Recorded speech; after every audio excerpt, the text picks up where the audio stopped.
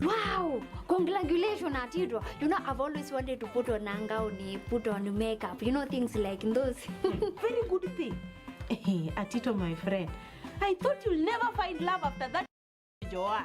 Please leave Jaber out of this. Okay, now I get this. You are married and you still have unresolved issues. Julia, read me alone, okay?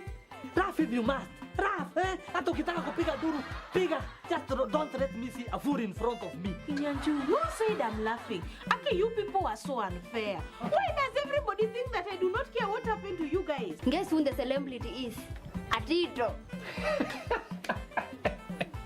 Not yet, teacher. Classmates, every Saturday on KBC.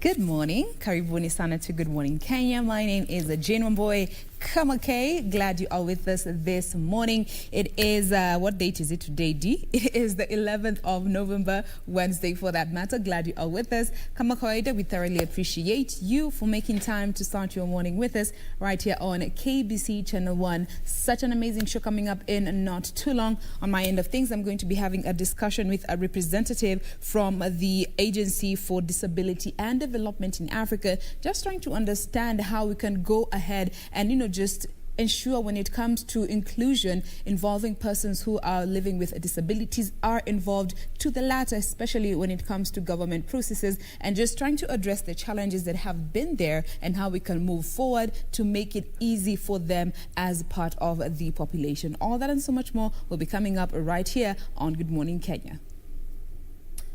Well, and good morning to you. Many thanks for making time this Wednesday. Always a pleasure to having you joining us on the show every other day from Monday through Thursday from 7 to 10 a.m.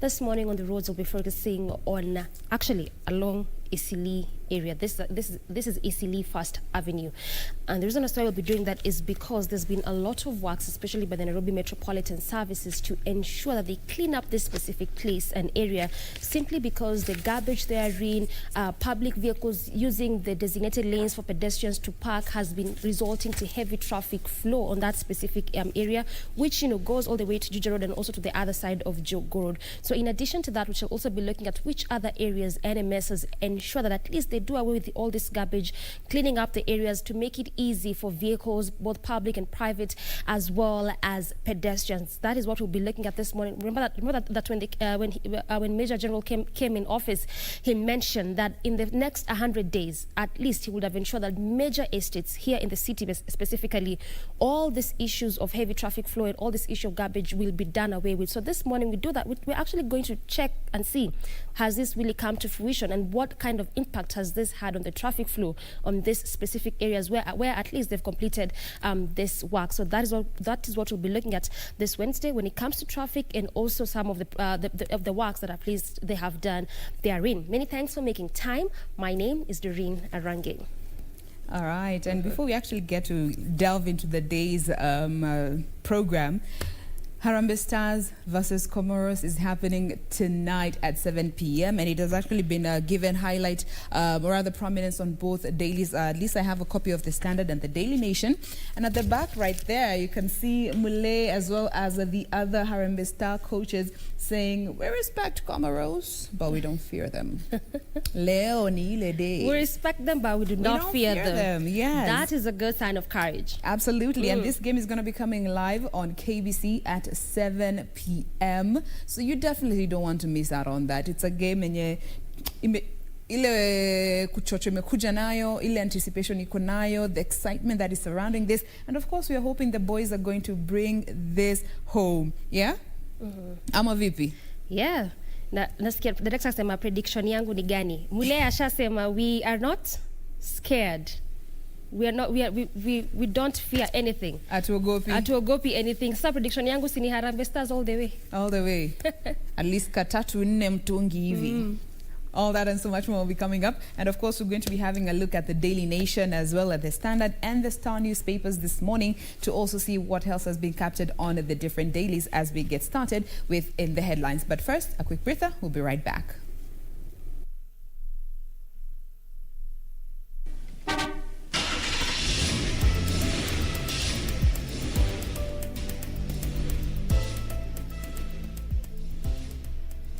All right, before we begin with our first segment in the headlines, how about we take a quick look on our roads? But before we embark on what I had mentioned to you earlier, which actually will be along Eastleigh First Avenue, I want us to take a very quick look along Jogoo Road, simply because I saw heavy traffic. You know, just while we were beginning, I was opening, the traffic this morning, and I can tell you for sure that this traffic begins just as you branch off from Outer Ring Superhighway. Remember, I keep mentioning to you all the time that this is one of those major highways, the latest one to be constructed here in the country. It branches off to other major roads, especially those roads whereby there's quite numerous estates, as well as some minor roads along the same highway. And this is actually just where the road begins. This is where Jogoo Road begins. And look at that. The kind of traffic at this hour. Look at just the difference in color. So anytime you see the orange color, it just means the traffic has begun to slightly build up. The red is an indicator that there's really traffic and it's moving at a really slow pace. And at this hour, the kind of traffic being witnessed along this road, and this actually has been happening since Monday, heavy kind of traffic along this specific route. But again, one of the reasons why we'll be seeing what you're seeing is because it is one of those roads where the kind of estates, I can tell you for sure, there's numerous estates along this specific route. This is actually Jogoo Road, and also when we talk about the small scale businesses, again, also along the same route, quite a number of them. And part of what also oftentimes is noticed on this specific route is that especially the small scale business traders, they tend to encroach on these lanes that have been put for pedestrians or the pedestrian walkways. So sometimes forcing again pedestrians to use the same roads. And all of these things at times is what normally leads to the kind of traffic that especially we keep witnessing on some of these major roads. And again, case in point, this specific one. When it comes to traffic, I can tell you for sure, if you're coming from the areas of anywhere along Jogoo Road, all the estates around this specific place, if at all you're coming from Donholm, tending to use this specific route, going about any kind of activities in the city center, then I can tell you for sure that you really have to make do with this traffic along this route. But it looks like things are slightly opening up. And I'm saying slightly opening up because, again, still on the major parts of the same road, there's just heavy kind of traffic.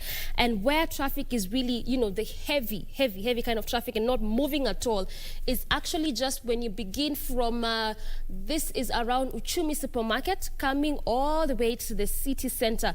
Look at that. This is actually how it looks. Again, on that specific lane as you head over to the CBD. So yes, things are just opening up slightly a bit past as you leave Outer Ring Road, but the better part of this route this morning hour is just heavy kind of traffic, not moving at all. In fact, just at a standstill, and this is what this maroon color indicates, or actually that's what it means. On the other side, so on the flip side of things, on the lane that is coming from City Stadium using Jogoo Road as you head over to Outer Ring, going all the way to Manyanja Road on the other side of Thika Superhighway, on that specific one, there's no traffic moving at a really fast pace. But then again, also there's always very good alternative routes, especially on this specific route, and this is just as you branch off to the First Avenue, Eastleigh First Avenue, and that is where this morning we'll be looking on that specific route. But away from that, things are not changing at all. Heavy kind of traffic in some parts, not moving at all. In other areas, moving at a really slow pace, and that begins all the way from Uchumi Supermarket as you come through the same stretch just before you near the City Stadium. So you can imagine that entire stretch, there's just the heavy kind of traffic. And that's why I was saying, if at all you're coming from this the estates enjoying or any areas around this specific place, then you clearly have to make do with this traffic, because even in areas where the traffic is opening up, it's just a small section, because on major parts of the same road, heavy kind of traffic. And actually, this is just how it's looking like this morning when it comes to matters traffic along Jogoo Road. But as I mentioned, This has been the situation, especially since Monday, in this early morning hour, heavy kind of traffic. But then again, in our subsequent traffic links, we'll be looking at First Eastleigh Avenue, and I'll be telling you why we'll be looking at that specific route this morning, especially when it comes to matters traffic and the different works that have been conducted by the Nairobi Metropolitan Services to make it easy for pedestrians as well as for public and private vehicles. But as of now, this is how it is looking like in terms of traffic along Jogoo Road.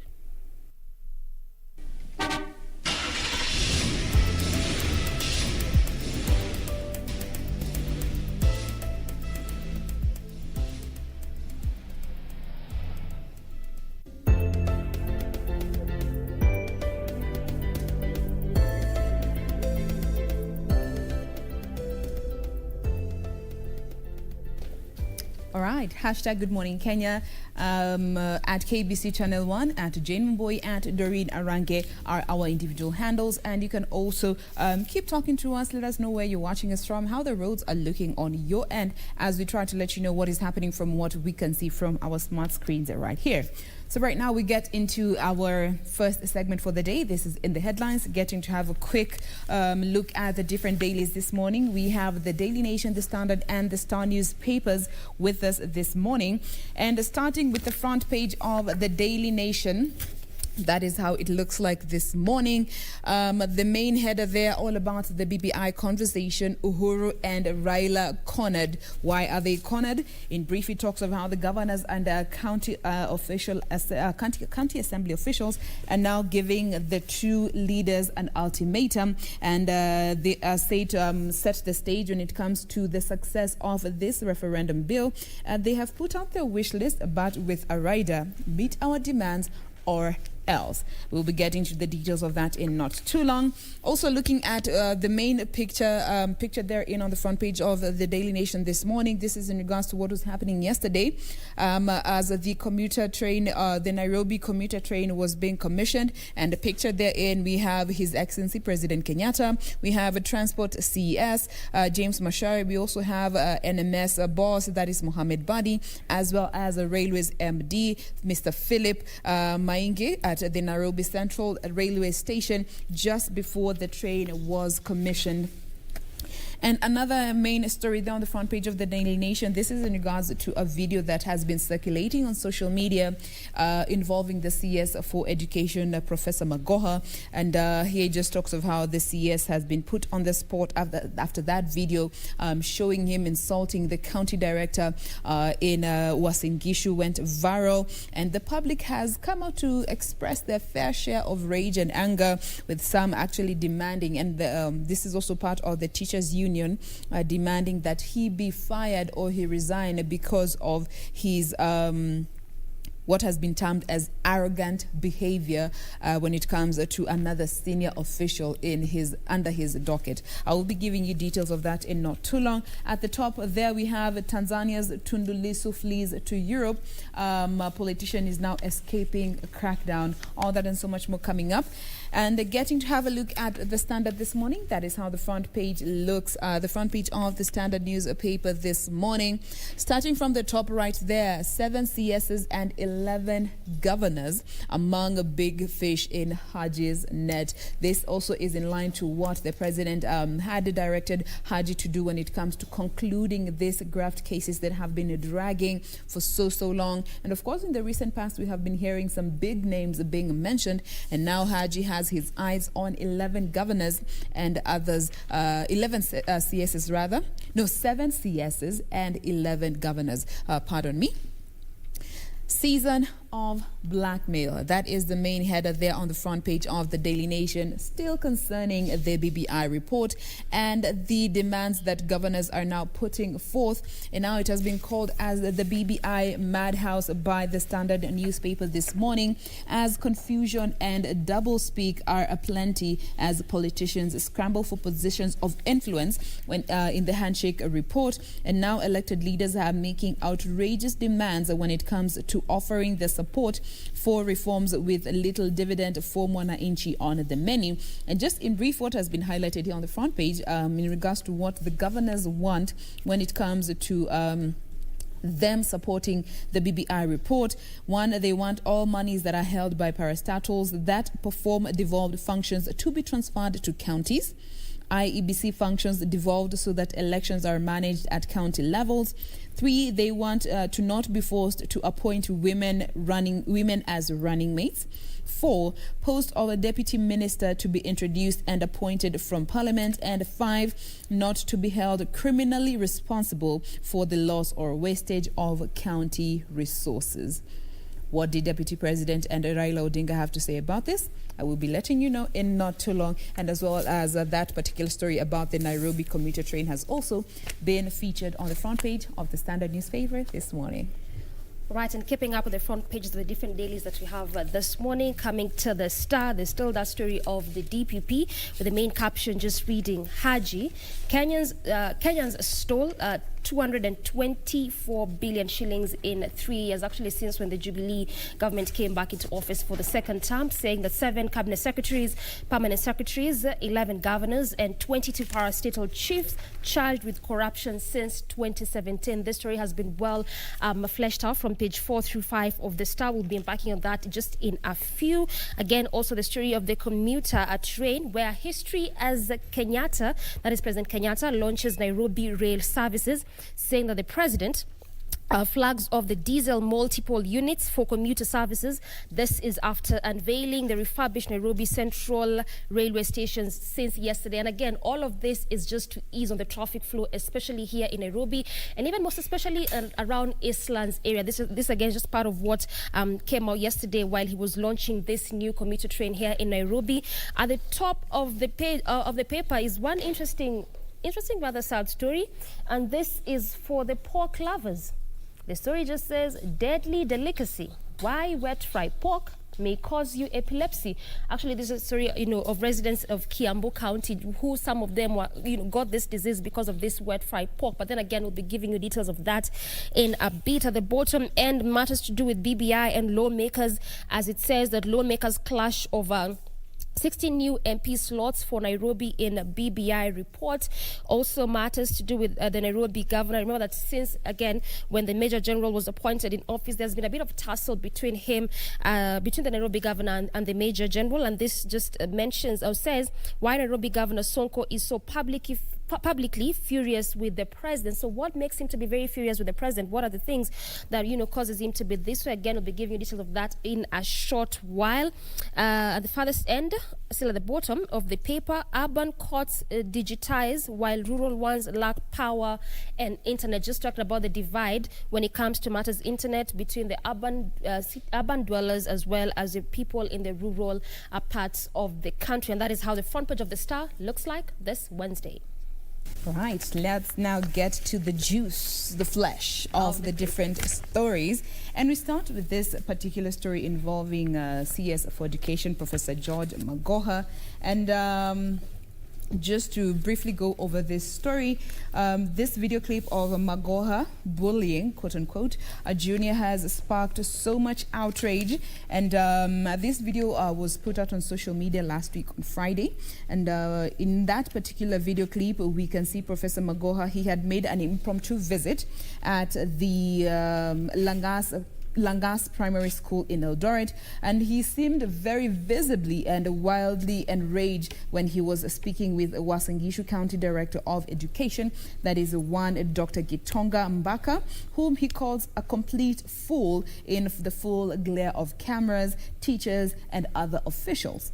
Now, Professor Magoha was less than pleased with the untidiness and the general unkept state of that particular school, and he accused Mr. Mbaka for not being keen when it comes to his work and terming it as a failure when it comes to inspecting the school and keeping his juniors in check.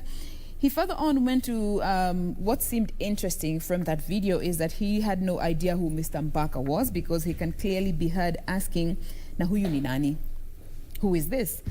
He then demanded answers as to why the school was in that particular state, that unkempt nature. And when Mr. Mbaka stepped forward to try and explain why it is looking like that, he was cut off when he was just trying to say, "Sir, I have a report." Then you can see the CS cutting him short, asking him, "Who are you?" And then he further on went to say, nikisema wewe ni mjinga ni uongo. In English, if I say you are a fool, will it be false? He also continues to speak to the county director in a spate of anger and finally dismisses him, telling him, unazaenda, get away from this meeting, wewe ni mjinga kabisa.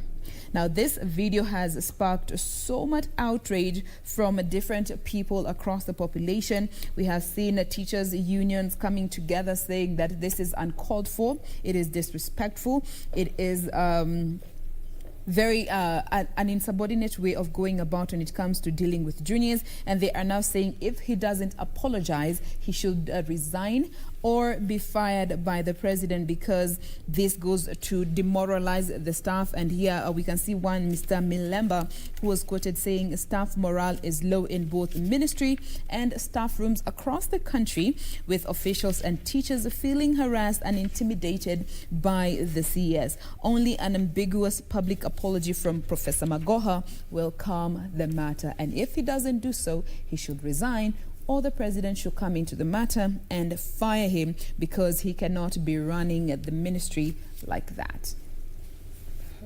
Now, Jen, just in regards to that story, again, I saw another media house covering the same story with the tagline, "This man Magoha." And actually, even what some of the teachers were saying is that it has made this teacher who was insulted like that to even have low self-esteem. Yes. Because it was the way in which he insulted him, it was before his juniors, such that he can't even go to school no more. And the cameras were there. Imagine. Not so good. But coming to the Star, this is one of the stories that made its way on the front page, and this is actually why Governor Sonko is so publicly furious with the President Uhuru Kenyatta. That is the main caption the Star chose to go with, just saying that once upon a time, the Nairobi Governor Mike Sonko swore he will take a bullet for the president. Presumably today, it looks like he actually won't. And now today, Governor Sonko is no stranger to online brawling, is spewing especially nasty virtual at the president. He even has linked Nairobi's new boss, Mohammed Badi, to former Iraqi dictator Saddam Hussein. That is how he has linked the Major General, that is Governor Sonko. And he is sketching attacks on the president, having exposed the high-stakes battle to control the capital city. And actually, the reason as to why the governor is probably mad at the president is because, and this is a statement from one of the aide confidants of the governor, Mike Sonko, where he just says the governor is bitter because of what he has learnt about the president's intention. He feels the transfer of functions was all about removing him, but they didn't want to tell him. He has been denied a budget. He no longer controls projects. He basically has nothing, and he actually feels just as a ceremonial governor, not doing anything. And this is actually what is making the governor furious with the president. But again, is that question of if work is getting done, probably work would be the reason of this anger. And you can imagine the Major General was elected or appointed into office since March, quite a couple of months after that. But even at that, still, even up till now, there's still that ongoing battles between the Major General and the Governor Mike Sonko. We've seen some of the works that the NMS have done, that the governor quite critiques some of the works that the NMS quite critiques. So again, it's just an ongoing battle. And sometimes, it feels like the residents of Nairobi are the one who are at the center of it all. But in as much as, yes, this is actually the reason as to why the governor is publicly furious with the president. But hey, the president already, appointed the Major General, and he's actually doing his work. So even if he's actually furious and mad, what difference does it make? Mike Sonko for you. All right, let's get back to the Daily Nation before we get to have a look at the Standard.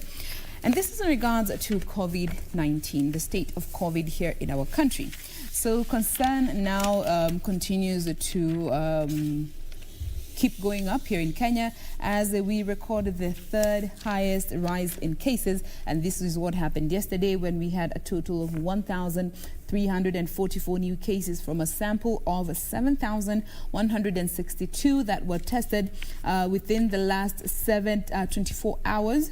And bringing the total to 64,588. Yesterday, we also recorded the highest single-day number of deaths, with 24 patients succumbing to this particular disease, bringing the total death toll to 1,154. We also saw the CS announce that, so far a total of 2,108 health workers have succumbed to this, have rather been infected by COVID-19, and 22 have succumbed to this virus to date. And he further on went to sound the alarm, and especially more so looking at our medics who are being hard hit as well, saying that, they are going to do whatever is possible when it comes to adding onto their protection and provide them with protective gear that they need at all times. But he further on went on to sound the alarm, citing lack of cooperation from the population when it comes to trying to limit the spread of COVID-19. Community spread is what is continuously the main source of transmission of this particular disease. And he still continues to urge the people to do better, saying that currently we have 1,266 patients who are admitted in various facilities across the country, while another 5,898 are on the home-based care of COVID-19, looking at the treatment options that are available for those who have contracted this particular disease. He added that there are 58 patients in ICU, while 22 are on ventilators and another 31 are on supplemental oxygen, and a further 86 patients are on supplementary oxygen wards, while 16 are in the high dependency unit. Now, still keeping up with this conversation about COVID-19, and yesterday in the dailies, there was some good news as it was put forward that there was a vaccine that has been in the trials, is now in its third stage of trials. It is looking to be having a 90% effective rate when it comes to the prevention of COVID-19. But coming to the Standard this morning, looking at that particular development, of course, which came as such a sigh of relief for the world's population, looking at those two pharmaceutical giants in the US and Germany that have been working towards coming up with that vaccine. But now it is emerging that poor nations will have to wait a bit longer for the COVID vaccines. Governments have now been under pressure to just try and secure these vaccines for their population. But looking at the developing countries, they're receiving this news with a pinch of salt, because according to what is being projected, they're going to wait a little longer than they expected when it comes to getting this particular vaccine down to their countries.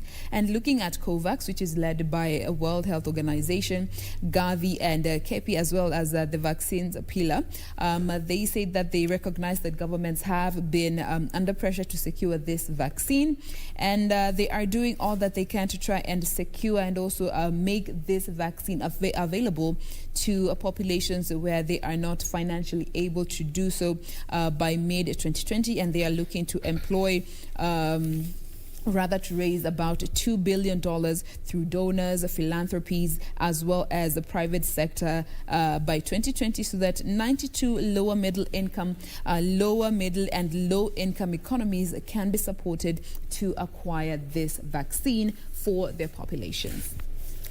Well, and keeping up with matters health, still on matters COVID-19, this just rather an interesting caption where it says, how will students and teachers recover time lost due to COVID-19? And even if they can, even if they want to recover, how will they be able to do this? That is a question. Now, curriculum experts are pondering the best way to save learners from repeating classes when schools reopen in January. And there are always early mornings and evening classes on most schools. There are also Saturday classes and holiday tuition, but nobody usually likes that idea. The unique circumstances will require now unique solutions for schools to catch up for the time lost during the shutdown of the 8 months ago, and this is due to COVID-19. And now also what curriculum experts at the KICD, what they are saying is that now they will advise the Education Ministry on how to reorganize the school calendar, and part of that includes actually this new curriculum director, that is Charles Ogondo, says that part of that will be inclusive of reducing some content viewed as less important or useful.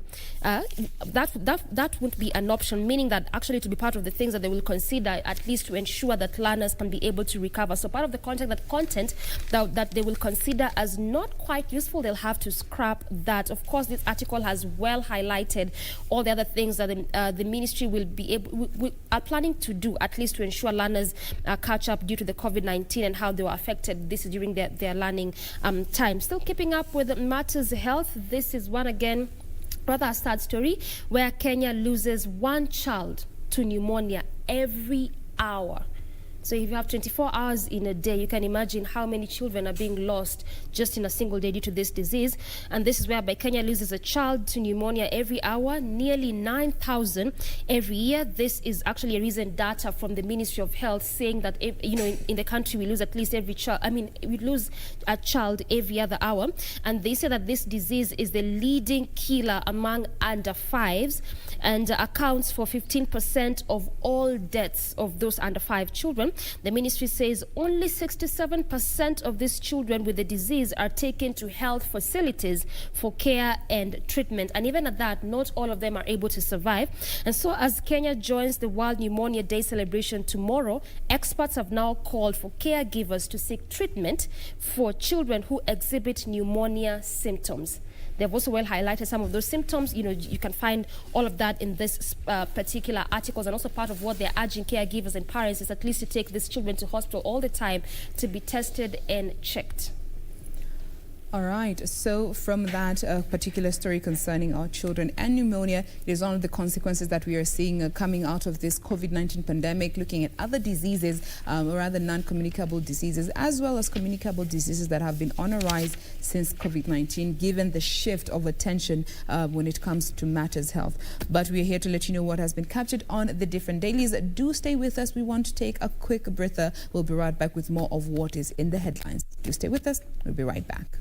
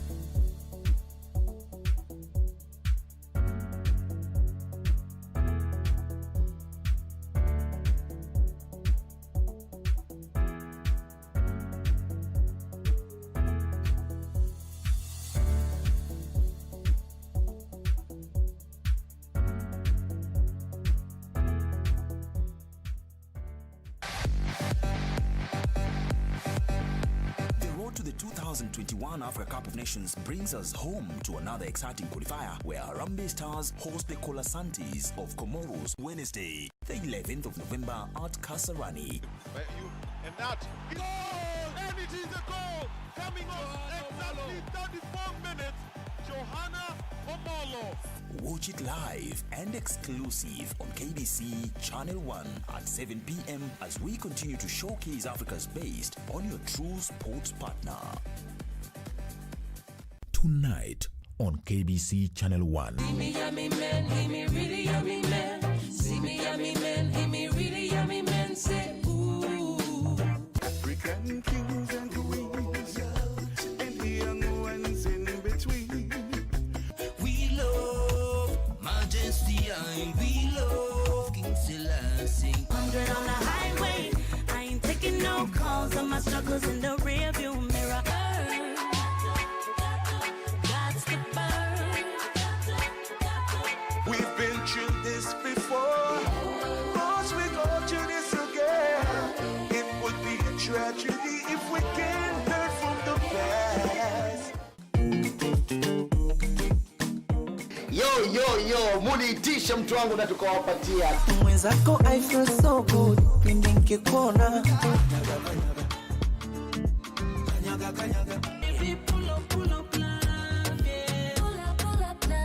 Top Mashariki, mpango mzima, kipindi ambacho kinakupatia burudani katika kanda Afrika Mashariki. Ukiwa na mie Munyi Kazungu hapa, nite kaka mkubwa na kuletea mahanja. Ungana na mimi Munyi Mtetezi Kazungu kila siku ya Ijumaa kuanzia mida ya saa 4 usiku. Top Mashariki freestyle, au sio? Ni take over.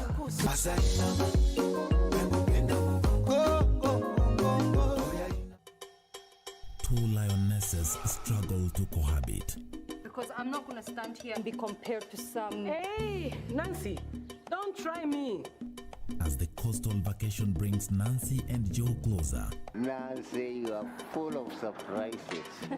What would you like me to do for you this morning? Or will it be? Now, can you give us some space? No. He? Ni usherati. Watch your mouth, Mother Teresa. Or what? This game is that you and Nancy are playing. Na nyinyi mmekuwa akina nani kuingilia mambo ya wazazi wenu?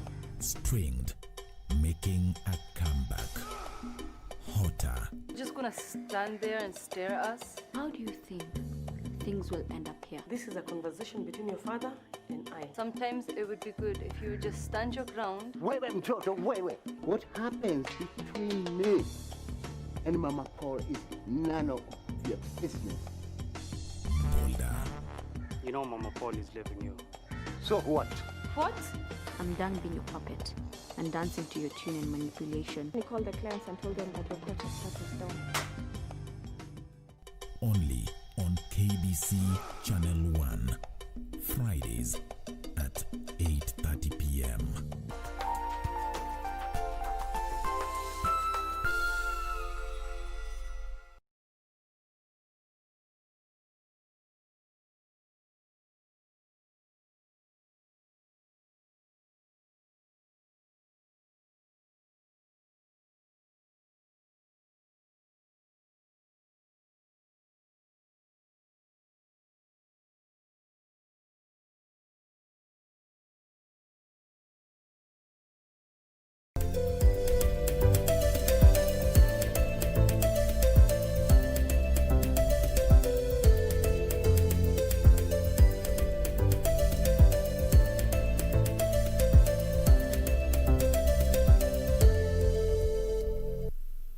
Welcome back to Good Morning Kenya. We are in the segment in the headlines, getting to see what has been captured on the different dailies this morning. The hashtag is still Good Morning Kenya on Twitter. Now let's just continue with what is on the Standard, and this is one of the stories that is on the main front page of the day of the Standard with this morning.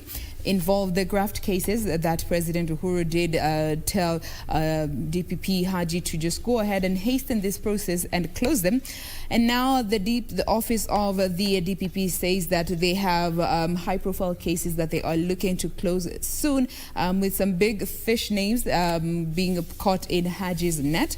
But getting to the details of this story, he did put a report forward, which was of course, forwarded to the office of the president, which showed that his office has filed 53 corruption cases in the past 3 years, and has also made efforts to recover a surplus of over 224 billion Kenya shillings in taxpayer cash. And looking at these 53 cases on corruption, he says that it involves a number of cabinet secretaries, 11 to be specific, as well as principal permanent secretaries. We have 11 governors and other senior county officials, 22 directors and chief executive officers, as well as 7 MPs. Now, in this report that is based on the past 3 years financial records was handed to the president, and the DPP Haji said that they have filed these cases despite various challenges here and there when it comes to that are required, challenges that they have been facing when it comes to high-level expertise of prosecution, It is the taxpayers' money that is being held in litigation that the prosecution office is legally battling to recover using a strategy as it faces off in court with with the battery of lawyers who have been hired by these prominent personalities. But some of the big corruption, the grand cases that are involved in this 53 that the DPP had put in this report that went to the president involve a Treasury CS Retreat with the 63 billion charges regarding the Kimarer and Arrow dams. We also have Hassan Wario, who is still in court over the 53 million Rio Olympic scandals. Other governors who have been mentioned in this particular report include Nairobi Governor Mike Sonko. We have Samburu Governor Moses Lenol Kulal, Muthoki Njomi, Governor of Tharaka Nithi. We have Ali Korane of Garissa, Okoth Obado of Migori, and of course former Kiambu Governor Ferdinand Waititu. And looking at what the DPP Haji had to say, that looking at a holistic approach when it comes to dealing with these grand corruption scandals, he is using a three-pronged approach to deal with these cases, and he has summarized them to recasting, retooling, and relearning to be able to close these cases, and most of these grand corruption cases that have been standing the test of time. So you can read more of those stories and the different personalities that have been highlighted here on the Standard this morning. All right, as thought, keeping up with matters corruption and what the office of the DPP has been able to do, at least for this past 3 years. Let's just look at how the Star has covered the same story with the main caption: DPP Haji, Kenyans losing about 224 billion in 3 years, just bringing the mixed reactions and mixed feelings of Kenyans, which continues to say that taxpayers have lost 224.5 billion since the Jubilee administration took office for the second term in 2017 to mid this year. This is a report by the public prosecutors. Actually, that report is what shows that. And the money was lost through corrupt deals involving various projects and procurement activities, while the Office of the Director of Public Prosecution at DPP has now successfully prosecuted cases worth 3.9 billion so far. And it continues to say that in the last 2.5 years, 7 CSs and PSs were charged for corruption, while 11 governors and senior county officials were also arraigned. And part of what has become the major challenge, especially with this office in prosecution of these cases, is the slow pace in which it takes before the cases are, before all of this actually comes to completion. So that has been, that has been highlighted in this article, that the major challenge is the slow pace. So in as much as, yes, they've been able to prosecute cases worth that, but the major challenge still remains the slow pace in regards to that. Still, when it comes to what it is that we are expecting yesterday and tomorrow rather, is the State of the Nation address, and this is just where only 114 MPs to sit for Uhuru's State of the Nation address. This is one of the things that always happens annually, at least where the president gets to address the nation on the different developments and how far we've come as a country when it comes to different issues. Where it just says that now the President Uhuru Kenyatta will tomorrow afternoon address a joint sitting of the Senate and the National Assembly, and this will be to highlight the achievements of his administration since, of course, when he took office, and also at least over this year. The address normally takes place during the first quarter of the year, but was scuttled by COVID-19 crisis that forced restrictions on movement and public gatherings. And now the National Assembly Speaker Justin Muturi and his Senate counterpart, that is Ken Lusaka, they formally informed members of the joint sitting in a Gazette notice last Friday that this State of the Nation address will be happening tomorrow, at least in the afternoon. And again, owing to COVID-19 situation, only 114 lawmakers from both Senate and National Assembly will be allowed in the chamber for the address. The rest will be following all these proceedings from various designated areas, but for those that will be physically there will be only 114 members, and this is actually on both sides, from both National Assembly as well as the Senate. And now, part of what is expected to be addressed by the President tomorrow will be the fight against corruption, This is one of the things that will be expected for the president to address tomorrow. This again one of those issues. Also, aside from that, will be the issue of national security and strategies his administration is putting in place to address the effects of COVID-19. Of course, this and amongst many other issues that will be addressed tomorrow. But these two at least feature in what will be expected for him to address the nation when it comes tomorrow in the State of the Nation address in the afternoon. All right, and we'll be here to give you a live blow-by-blow account of what will be happening during that particular address. And of course, we welcome, your expectations in regards to that particular address as we wait to see what the president will say. Now, going back to the Daily Nation, one of the main stories on the front page in regards to the commuter trains that were commissioned yesterday by the president. Now, these city commuter trains were officially launched, and they were a total of 5 new trains that were commissioned, which are part of the ongoing efforts to ease transports for residents of Nairobi. Now, the president yesterday unveiled the diesel multiple units, DMU trains, which are part of efforts to revamp Nairobi commuter rail system aimed at reducing traffic in Nairobi, and these are part of the 11 refurbished diesel units that Kenya bought from Spain at the cost of 1.17 billion Kenya shillings earlier on in the year, and they are said to have the capacity to ease in traffic when it comes, or rather transport, have a passenger capacity of 40,000 up from the current 15,000.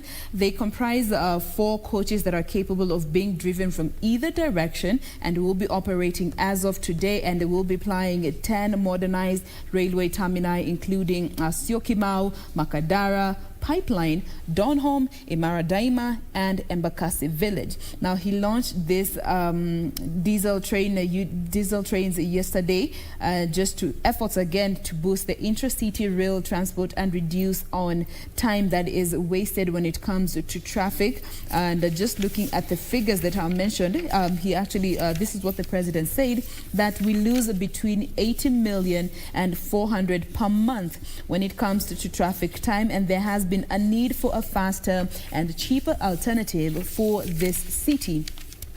He further went on to add that the country was losing more than 100 billion yearly due to congestion that is caused by road traffic. And also looking at studies that have been done, they show that transport sector produces about 15% of Kenya's greenhouse gas emissions and 39% of carbon dioxide emissions. Now, the launch of these trains also coincided with the commission of the refurbished Nairobi Central Railway Station, which will serve as the nerve center of operations, connecting 10 stations in satellite towns, including the newly built stations in Donholm and Pipeline. You can get to see they've actually gone ahead to highlight the train schedule on the standard, starting, which will be departing from the SGR at 6:35 a.m. between 6:35 a.m. and it will be departing at 7:30, going to Syokimau to Ruiru up until Embakasi.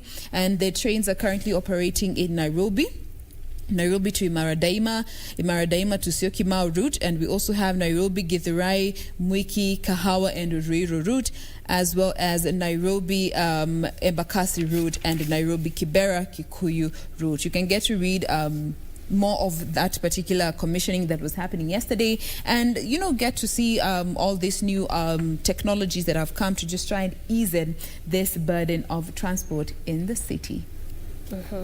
I won't say much in regards to that because also the Star has covered the same story. So whichever daily that best suits you, you can get it and try to read more of what has been highlighted when it comes to that. But at least the bottom line is that all of this is all in a bid to ease the traffic flow, especially here in Nairobi, given the fact that we lose a lot when it comes to matters traffic. And again, this has also just seen not only what the president unveiled yesterday, but also what the different bodies are trying to do to ensure that they make it easy for pedestrians, they make it easy for those on public service vehicles, they make it easy for private car owners. So again, get whatever paper that best suits you, read more about the article, get to find out which routes are this.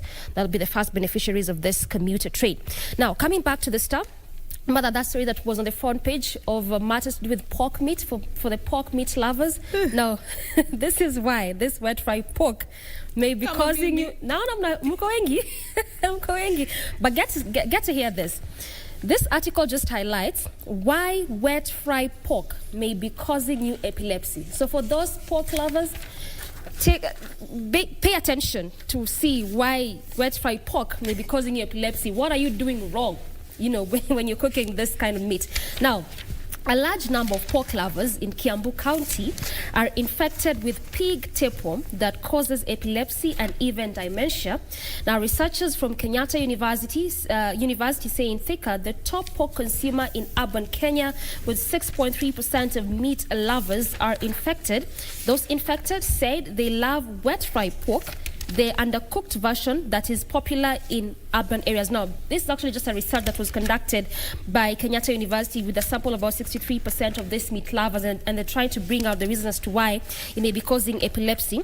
Now, although the infection with the Taenia solium, which is a pork tapeworm, is mostly asymptomatic for years, when the infection reaches the brain, people develop neurocysticercosis, which is the most serious complication of the disease.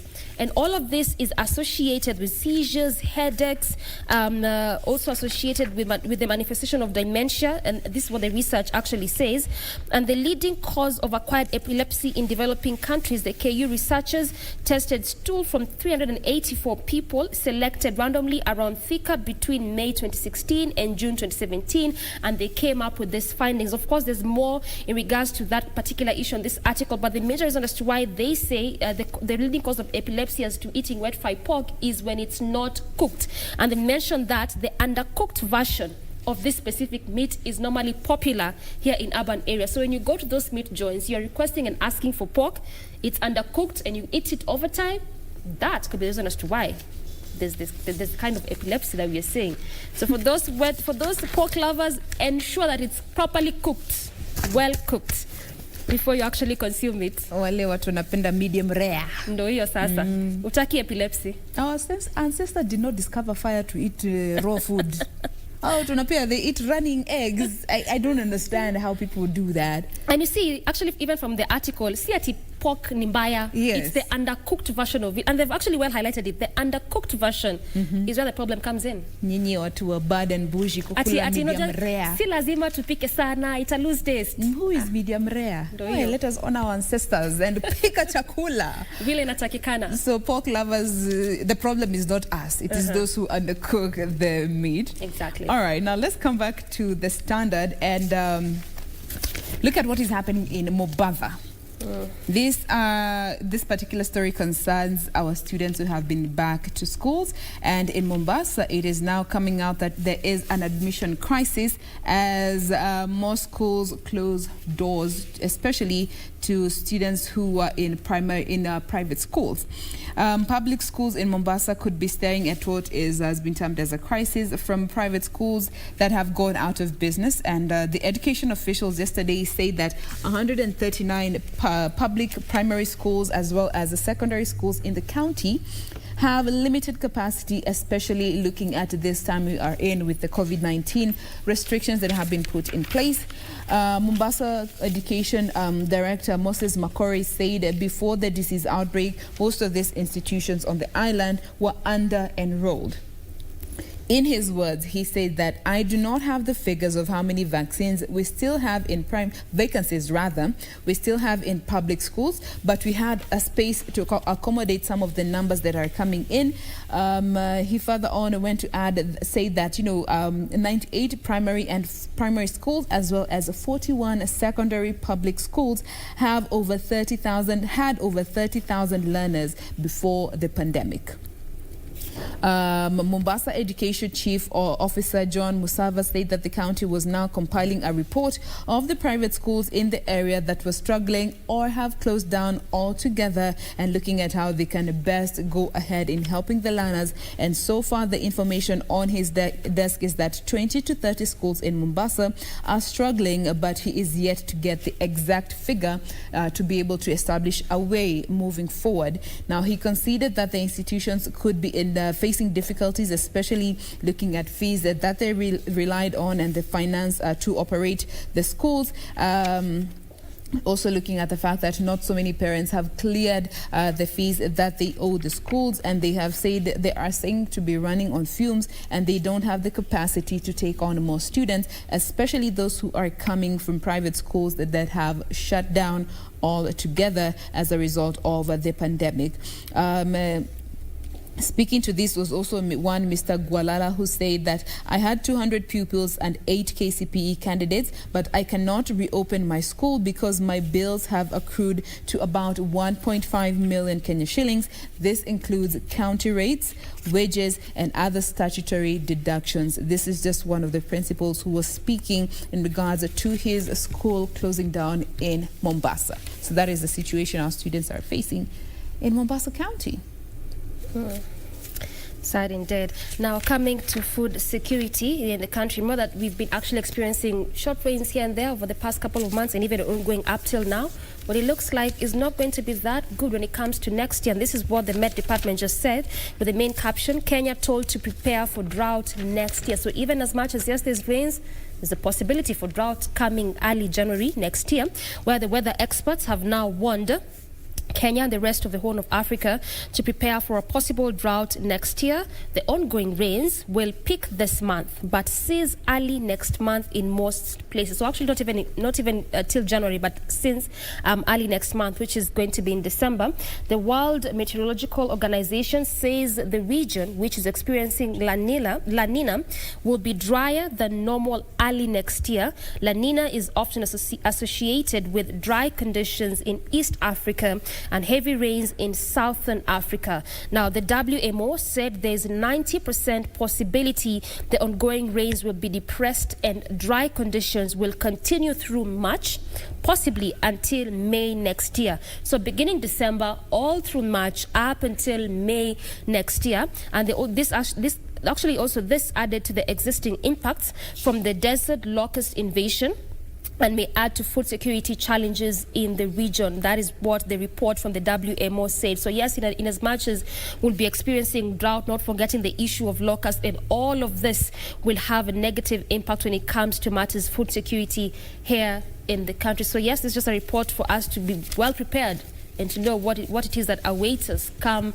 December, all the way through March, all the way through May 2021. All right, as we draw closer to the end of this particular segment, of course, we cannot wind up before talking about the much-awaited match tonight, which will be airing at 7 p.m. here on KBC Channel 1, Kenya versus Comoros. Wait, it looked like a rhyme. The much-awaited match. Oh, yeah.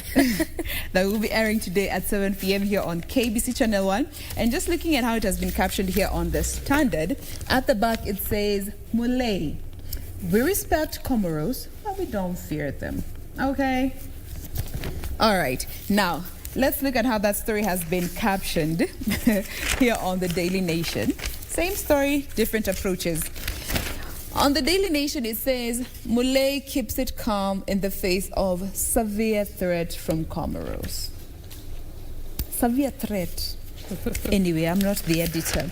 But of course, this game is anticipated. It is called as a surprise. So many people are calling it as a surprise Group G game, which is one of the pre-qualifiers of the 2021 Africa Cup of Nations qualifiers, and this is going to be happening tonight. And of course, both teams are coming from home draw games. Kenya having played Togo with a 1-1 final score, as well as Comoros having played Egypt with a 0-0 draw previously and leading up to today. And just looking at some of the games that will be happening today, leading up to that particular climaxing of that game, which will be happening at 7 p.m. right here on KBC Channel 1. We will be having Senegal versus Guinea, Cape Verde versus Rwanda. We will be also having Mauritania versus Burundi, Guinea versus Chad, Uganda versus South Sudan, and finally, to crown it all, Kenya versus Comoros. All that will be happening today.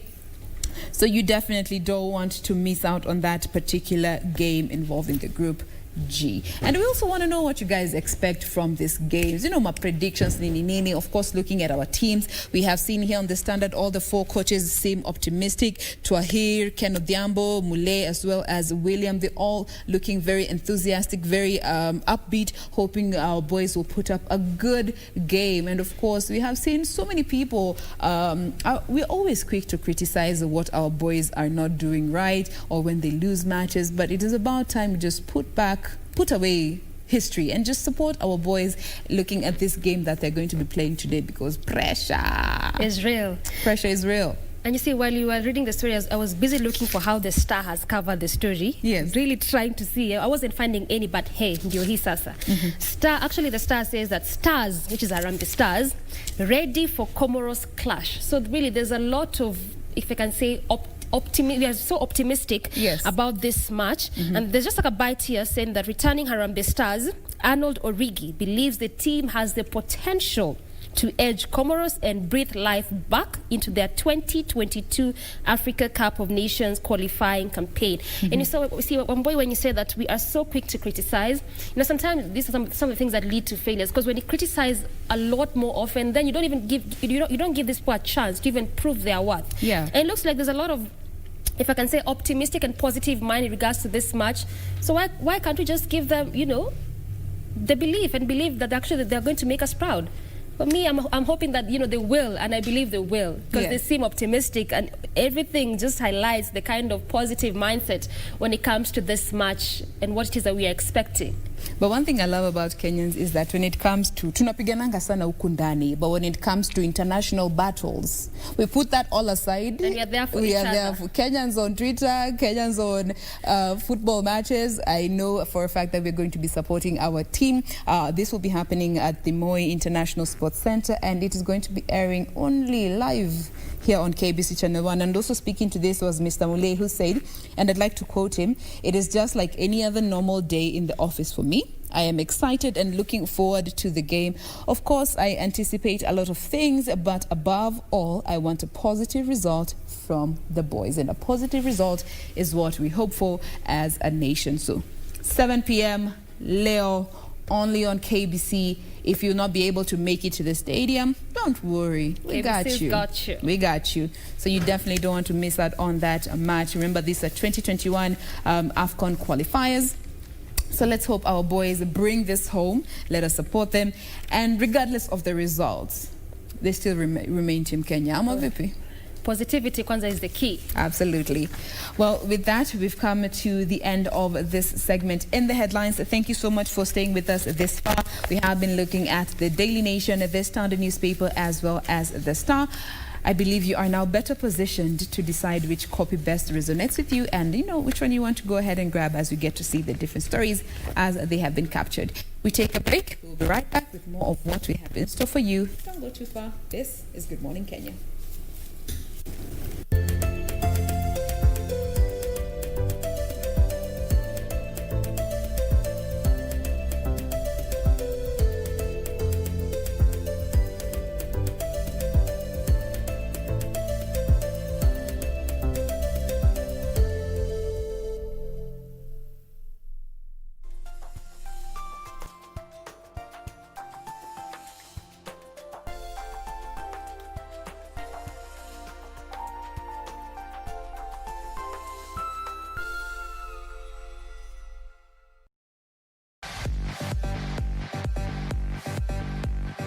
The 2021 Africa Cup of Nations brings us home to another exciting qualifier where Harambee Stars host the Colasantes of Comoros Wednesday, the 11th of November at Kasarani.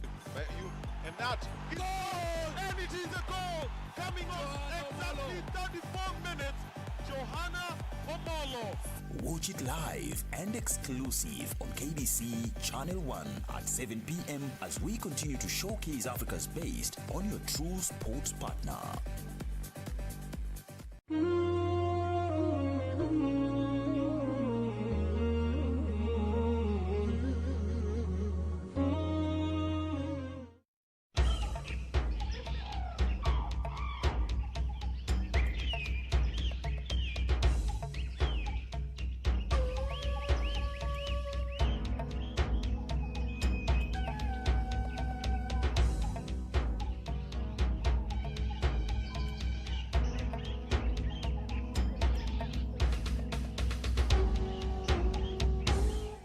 Article 132 of the Constitution and House Standing Orders obligate the President of Kenya to address a joint sitting of the Houses on matters that touch on national values. The State of the Nation address is an annual constitutional requirement where the President is accorded the opportunity to address the nation on all the measures taken and the progress achieved in the realization of the national values. President Uhuru Kenyatta has in the past delivered the address between March and May. Last year, he gave the address on April 4th, where he briefed the nation on the progress his administration had made towards realizing his legacy-defining projects. He also dwelt on the war on graft, as well as the Building Bridges initiative. He pointed out further that there will be no turning back on devolution, as it was the answer to unequal development. This year's address had been delayed by the COVID-19 pandemic. The first case of the virus was reported in the country in March. In this year's address, the head of state will likely take stock of the Big Four agenda. The President may also root for the Building Bridges initiative vehicle, which he believes will deliver equity and national unity. President Kenyatta will also report to Parliament the measures taken to achieve national values, progress in fulfillment of international obligations, and state of security. In their communication to the Houses on Tuesday, Speaker Justin Muturi and his counterpart Kenneth Lusaka said the House attendance will be in compliance with the social distancing directives by the Health Ministry.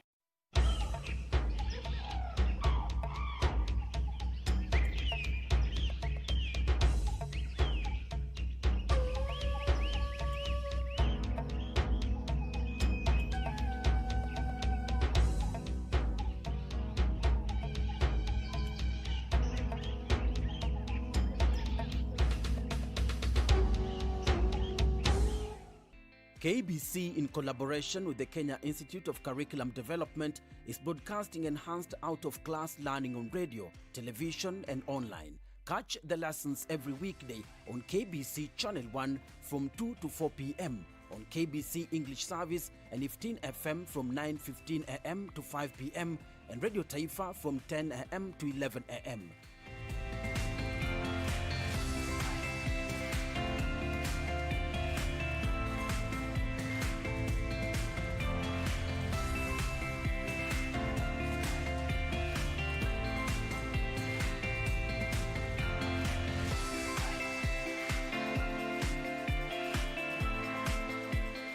KBC English Service, Radio Taifa, and 15 FM are also available countrywide on the free-to-air Signet digital TV platform, or log on to www.kbc.co.ke for live streaming, or download the KBC Online app on Google Play Store. Kenya Broadcasting Corporation, ensuring learning no matter what.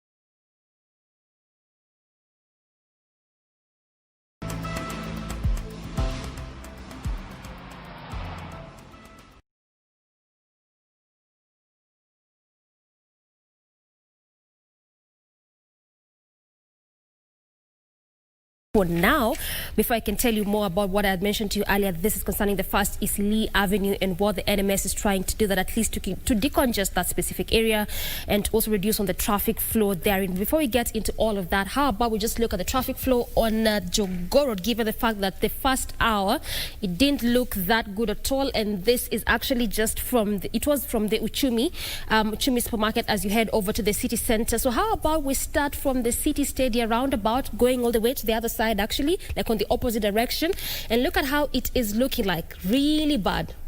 I told you earlier that this is one of those roads where there's normally heavy traffic, even on normal times. And I can tell you, since this week began, at least since Monday, this is how the situation has been looking like along Jogoo Road in terms of traffic. There's just been heavy kind of traffic. I mentioned to you earlier that, again, one of those roads where there's a number of, there's really numerous estates. There's also in terms of businesses, quite a number of them, and this is in regards to the small-scale businesses, or if you may, the small-scale business traders.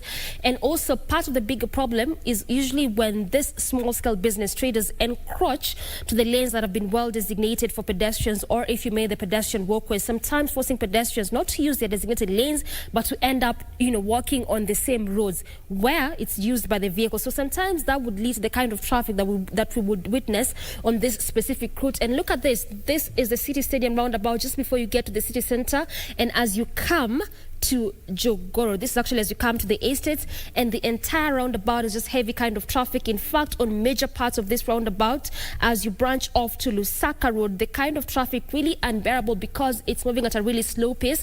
And again, this is why this is why we see that red color. So anytime you see the red color at whatever time, it just means that there's heavy kind of traffic and moving at a really, really slow pace. But at least on that lane that is heading over to CBD through Landis Road, at least on that specific one, there's traffic, yes, but a manageable kind of traffic. And again, that has been well indicated by the orange color there. So just where there's traffic moving at a really, really slow pace on that roundabout is on the section as you head over to Lusaka Road, still going all on the other side of Uhuru Highway. That's just where there's traffic moving at a really slow pace, and also coming from Jogoo Road as you head over to City Stadium. In fact, on that specific lane, it is not moving at all, just at a standstill. And again, that has been well shown by that maroon color there. And it looks like things are not changing at all. This is how this situation has been like since around 7 a.m. As of now, a few minutes past 8 a.m. and it looks like this, it's just, the same. But at least on the good side is as you're leaving City Stadium, still sticking with Jogoo Road, coming to the estates on this particular route, on that specific lane, no traffic at all, moving at a really, really fast pace. So just where there's heavy kind of traffic, and what our viewers coming from this specific area may have to make do with is for those that are heading over to the city center or going about any kind of business activities there alike. So again, also along this route, there hasn't been a lot of the road works or road activities like what we've seen on other specific routes. And again, also one of the downsides with this route or this road is, the potholes on the roads. Again, that could also be the reason as to why we'd experience or see the kind of traffic in which we've been witnessing at least since Monday. But I promised you that this is that area which we'll be looking at, Eastleigh First Avenue. So what I want you to do is to stick around for our next traffic links for me to tell you why we'll be looking at this specific area. This is the Eastleigh First Avenue, and just looks like we've been given more minutes. So let me tell you why we'll be looking at this specific area now. This is an image of the Eastleigh First Avenue. Now, when the NMS came on board, this is around March there, they mentioned that in the next 100 days, they at least will be trying to, do more works. And part of those works included rehabilitating of the roads, recarpeting of some roads, and ensuring that, again, garbage is collected on most of these, busy estates and busy areas, and also on most of these major roads, ensuring that NMT is put in place. So NMT simply means the non-motorized transport system, which is inclusive of pedestrian walkways as well as cyclist lanes. Now, this specific route, at least what they've done, is to scale up the collection of garbage up from 1,000 tons to at least 3,000 tons. Now, what this garbage will do to this specific area is the kind of heavy traffic that would witness all coming all the way from Jogoo Road, as well as still sticking with the same route as it branches off to Juja Road. The first estates in which the NMS embarked on that specific project is the areas of Kamukunji, the areas of Mudhurwa, at least to make it easy for pedestrians and also for these, vehicles. So again, one of the things that they're also trying to do is to ensure that, you see from this image, you can clearly see that part of the vehicle is trying to encroach on the other lane, which is made for pedestrians.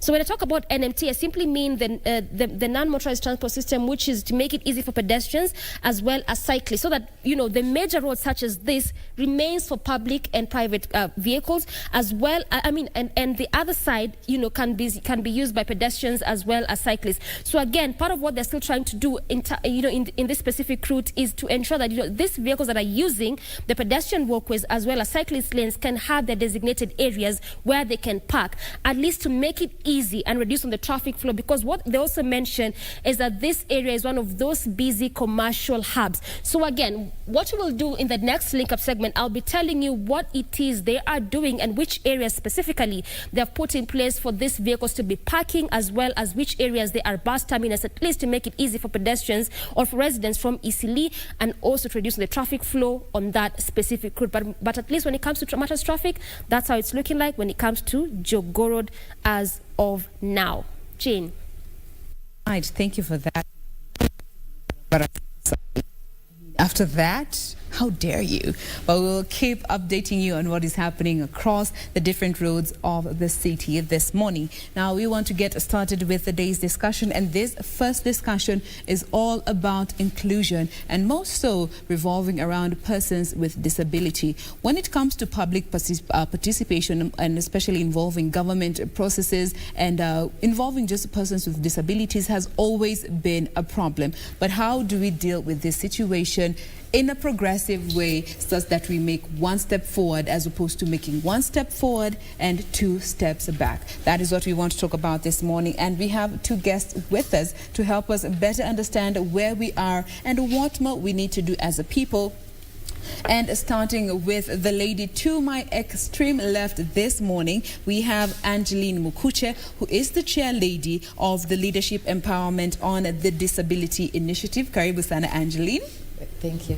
Thank you for being with us this morning. And at the center there on your screen, we have Thomas Etiang, who is the public participation lead working with the Agency for Disability and Development in Africa. Karibu sana, Thomas. Thank you, Sana. All right. Thank you. Remember, you can also be part of this conversation using the hashtag Good Morning Kenya on Twitter. Our official station handle is at KBC Channel 1. My handle is Jane Wamboy across all the social media platforms. So let me start with you, Angeline, and maybe you could tell us a bit about your organization, Leadership Empowerment on the Disability Initiative. Tell us a bit about what it does, and what projects you have been involved in so far. Good morning. My name is Angeline Mukuche, Chair Lady of Leadership Empowerment on Disability Initiative. We are an organization for persons with disabilities. We work with persons with disabilities. So far, we can start. The latest is Corona. Yes. We have been supporting people with disabilities. Talking about Corona, Corona has been a strange language, has been a strange pandemic. People with disabilities do not understand. So we have been working in the village. It's a community-based organization. So we are talking to people with disabilities, supporting them with the knowledge, the trainings. They have been visual because there was no coming together because of the pandemic. And then we had issues with people with disabilities also. Most of them are small business traders.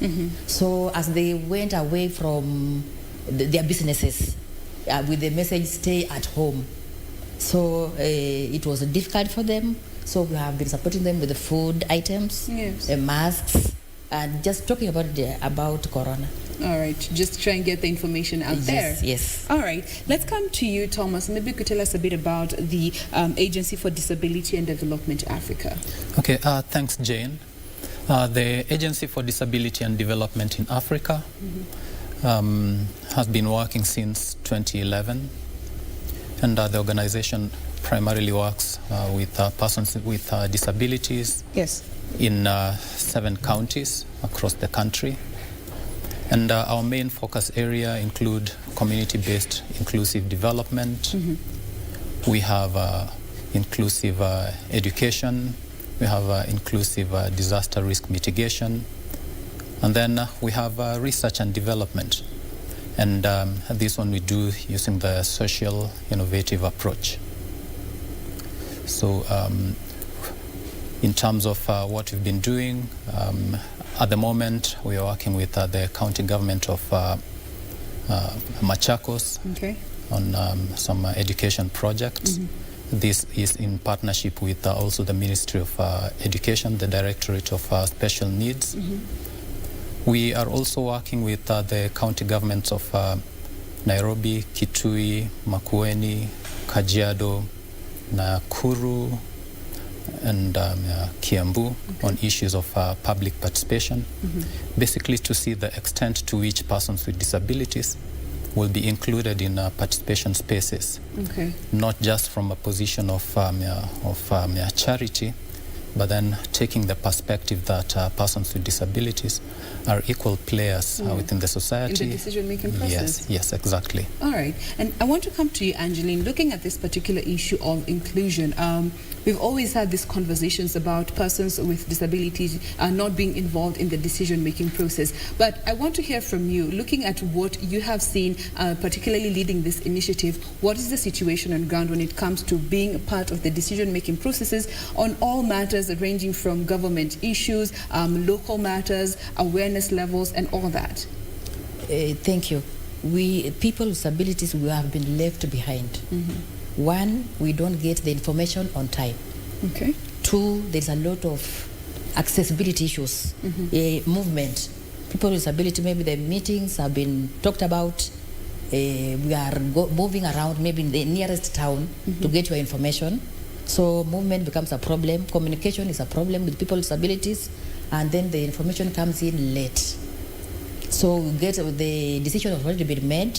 So we come in as when we can't change anything. So most of the time in budget systems we are left behind. We get the information late. So you get in the budget, people with disabilities have been left out. So when we try to put a write-up on the issues that we need or are affecting us, nobody takes it seriously because it's maybe too far late. For example, we have a problem now of BBI, persons with disabilities. Most of our issues have been left behind. Just last week, we have been having conferences, trying to run around with the BBI to put something for people with disabilities. But as we pray, I'm sure it's a bit late.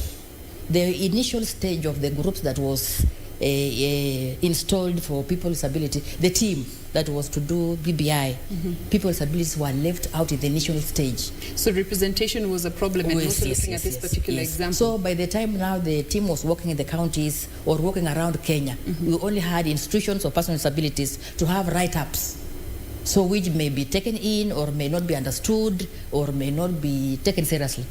So it's really affecting us. Now, I just want to hear more about this issue of representation. How do you think would be the best way to go about this to make sure that persons with disability are represented on all platforms without feeling the need that, speaking for them as opposed to having somebody to represent their needs and actually speak the actual reality? We do not want to be represented. We want to be part of the system. So communication must be looked at, because most of the information that we get, we are not getting it correctly in the right format. It's not accessible to us. We can't read, it's in print. We can't access even the walking, the getting into the meetings. So most of us, we are left behind because of many barriers. So these barriers are the ones that we are fighting for to be minimized, so that people with disabilities are getting information at first stage. Yes. All right. And coming to you, Thomas, looking at issues to do with representation and what your organization is doing to just try to make sure that persons with disability are as much part of the decision-making process, maybe what are the steps that your organization is just trying to do to make sure that this is a reality as opposed to just still being something that is talked about but not being practiced? Okay, thanks, Jane. I'll start with what will be called a philosophical underpinning. What our organization believes in is that it's the society's fault that persons with disabilities are actually excluded from quite a number of processes. The principle here is that a disability, rather than the physical or psychological manifestation, is actually a societal problem. it's a disability or rather it's society that actually manifests disability. What most people have is impairment, but then, for example, when an individual is not able to access a public building, that's the point at which you'll start saying that there is a disability at play. But then, having said that, what we have been trying to do is to work with county governments and other public agencies, basically to look at the extent to which these public institutions will be able to include and incorporate issues that will be critical for persons with disabilities. We have been doing this in partnership with an organization known as Voice. And what we have been doing with, through this partnership is to develop what we call a Public Participation Disability Inclusion Index. But then this, I usually like to call it a marking scheme. But then to the extent that it is something that's jointly developed by the county governments and the public agencies, as well as the disabled persons organizations, basically to agree that on the specific benchmarks around which disability inclusion will be approached from, and then also agreeing on the kind of processes that these agencies need to put in place to ensure that there is disability inclusion. So based on that, we have been working to develop solutions jointly. And some of these solutions are actually tested. It's not just a matter of developing things and leaving them in the shelves. We have been working with these county governments to see the extent to which some of the ideas that are being prepared actually work. And so far, we are quite happy with what is coming out, because there are quite a number of these county governments that are being receptive to basically working with persons with disabilities and sort of rapturing some of the marginalization aspects and the barriers that have been pulling people back. Yes. Now, let me come back to you, Angeline, and I know you've touched on this a bit, but I just want to delve a bit deeper, looking at these barriers that are in place and mostly looking at the county government, given you mentioned that your organization is community-based, so you understand the situation in your particular area. When it comes to projects that the county government is championing in your area, what are some of those barriers that you have experienced when it comes to being part of the process and the progress that is happening down in your area? Thank you. The county government has a lot of activities in the area, but we get that persons with disabilities, most of the time, they get the information far behind. So getting information on time is a problem, and being involved. What are some of the communication strategies does the county use that you feel are not as effective, more so considering persons who are with disabilities? For example, like during the COVID-19 period, we had budget, public participation on budget making, and you get, it had been put online, put your output online, your feedback online. So as nobody and most people with disabilities did not access the information. At the same time, when you are putting information online, you do not know whom are you talking to. There's no communication, two-way traffic. So you are talking, you are put your input, nobody has said it's okay, it is no, it is less, it should be edited. So you are talking to yourself. Yes. So that was one of the biggest challenges that you actually saw during this pandemic when it comes to dealing with the county government. And looking at that particular issue, and let's just talk a bit about the communication aspect, how do you feel could be more effective when it comes to the inclusion conversation to just make sure that persons with disabilities, regardless of what form of disability it is, are included and not have to go through a number of people just to get the information, such that they can get it straight from the county and the officials straight to them? Thank you. From the ADDA inclusion, we are using now SMSs. We can do it on phone, so you don't have to move around looking for a sign language interpreter, or looking for someone to take you to the venue. So by using your phone, using your laptop, using your computer, you are able to communicate to what is going on. Okay. Yeah. So those are some of the effective ways that you feel are going to go a long way in helping with this conversation. Yes. All right. Remember, we were talking about the whole issue of public participation, more so involving persons with disability, since for a long time now they have been a part of the population that has been left out when it comes to decision-making matters, the national conversation, down to the county governments. Just looking at the example that we're being given by Angeline during this pandemic when it comes to the dissemination of information, most of things have shifted to the online platform, but how have persons with disability been involved in making sure that they are catered to when it comes to understanding the dissemination of information on this online platform? We have more of this. We'll be addressing more of these issues as we proceed on with this particular discussion, but keep talking to us using the hashtag Good Morning Kenya on Twitter. @JaneWamboy is my handle. @KBC Channel 1 is the official station handle. We want to take a quick break. We'll be right back with more of what we have lined up for you in regards to this discussion. Stay with us. We'll be right back.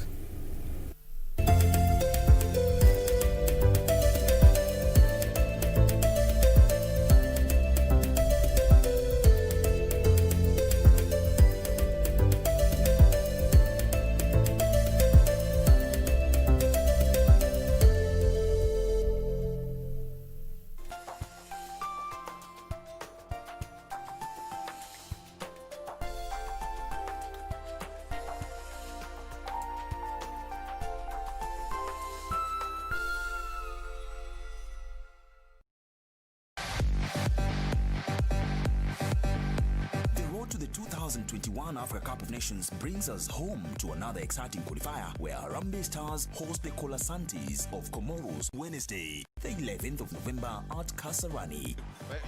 And that goal! And it is a goal! Coming on exactly 34 minutes, Johanna Omolo. Watch it live and exclusive on KBC Channel 1 at 7 p.m. as we continue to showcase Africa's best on your true sports partner. Tonight on KBC Channel 1. See me yummy man, he me really yummy man. See me yummy man, he me really yummy man. Say ooh. African kings and queens and the young ones in between. We love Majesty and we love King Selassie. 100 on the highway, I ain't taking no calls on my struggles in the rearview mirror. That's the burn. We've been through this before. Cause we go through this again. It would be a tragedy if we can't learn from the past. On the next episode of Mimi sioni faida ya kuishi mama. Hebu mama niambie ukweli, kwa nini ulikuja na mimi kwenye hii nyumba? Kwa nini baba hanipendi? Sitamkie maneno hayo. Nimesema ondoka bwana. Amka. Ondoka hapa. Inuka ukakae kule. Nini wewe? Ni kweli? Jamaa mpigwa miaka 10 gerezani, alafu wajua mpigwa faini hizi milioni 3. This weekend on KBC Channel 1. Wow! Congratulations, Atito. You know, I've always wanted to put on nanga, put on makeup. You know, things like those. Very good thing. Atito, my friend. I thought you'll never find love after that, Joanne. Please leave Jaber out of this. Okay, now I get this. You are married and you still have unresolved issues. Julia, leave me alone, okay? Raf if you must. Raf, hata ukitaka kupiga duru, piga. Just don't let me see a fool in front of me. Inyanju, who said I'm laughing? Okay, you people are so unfair. Why does everybody think that I do not care what happened to you guys? Guess who the celebrity is? Atito. Not yet, teacher. Classmates, every Saturday on KBC.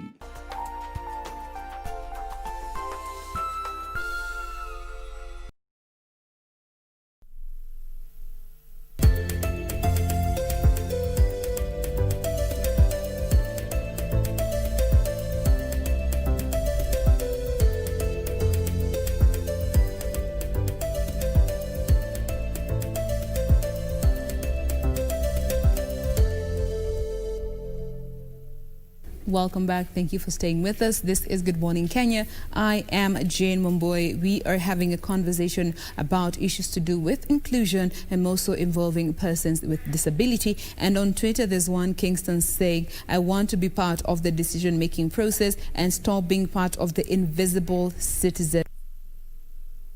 Invisible citizen, such a heavy choice of words there, particularly from this person. I believe it is a person with a form of disability or the other. Remember, we welcome you to share your thoughts with us using the hashtag Good Morning Kenya on Twitter. We will be continue sampling your views in regards to what you are saying and how we can, moving forward, putting solutions that are for the long run, not just in the now to deal with the current situations, but solutions that are going to be for the long run. In studio this morning, we have two guests to help us with these conversations. We have Angeline Mokucha, who is the chair of the Leadership Empowerment on a Disability Initiative, as well as Thomas Etiang, who is the public participation lead working with the Agency for Disability and Development in Africa. Thank you for continuing being with us. Now, coming to you, Thomas, looking at the inclusion process, from your organization, maybe you could tell us a bit about the initiatives and proposals you are putting forth to just make sure that persons with disability are involved from all angles, and also looking at communication, which is one of the key areas that Angeline has pointed out. Okay, thanks, Jen.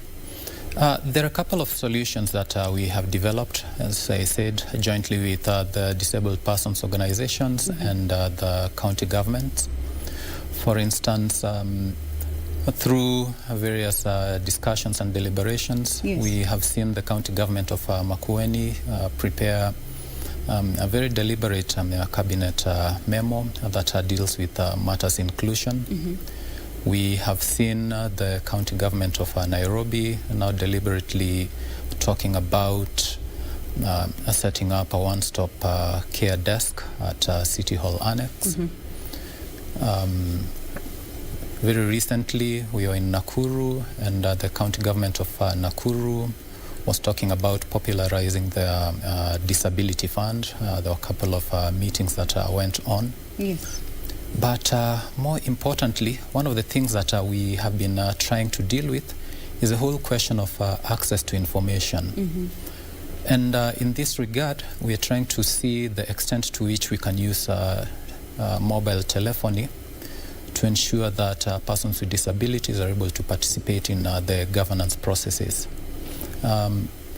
We have been working with a team, including the various disabled persons organizations, to develop a participation portal that combines web-based applications, mobile-based applications, and SMS telephony. And the idea is that for somebody who does not have a broadband internet connectivity, they're still able to give their views through the portal. Yes. For somebody who has a mobile phone, is able to access mobile phone data, they're still able to do that.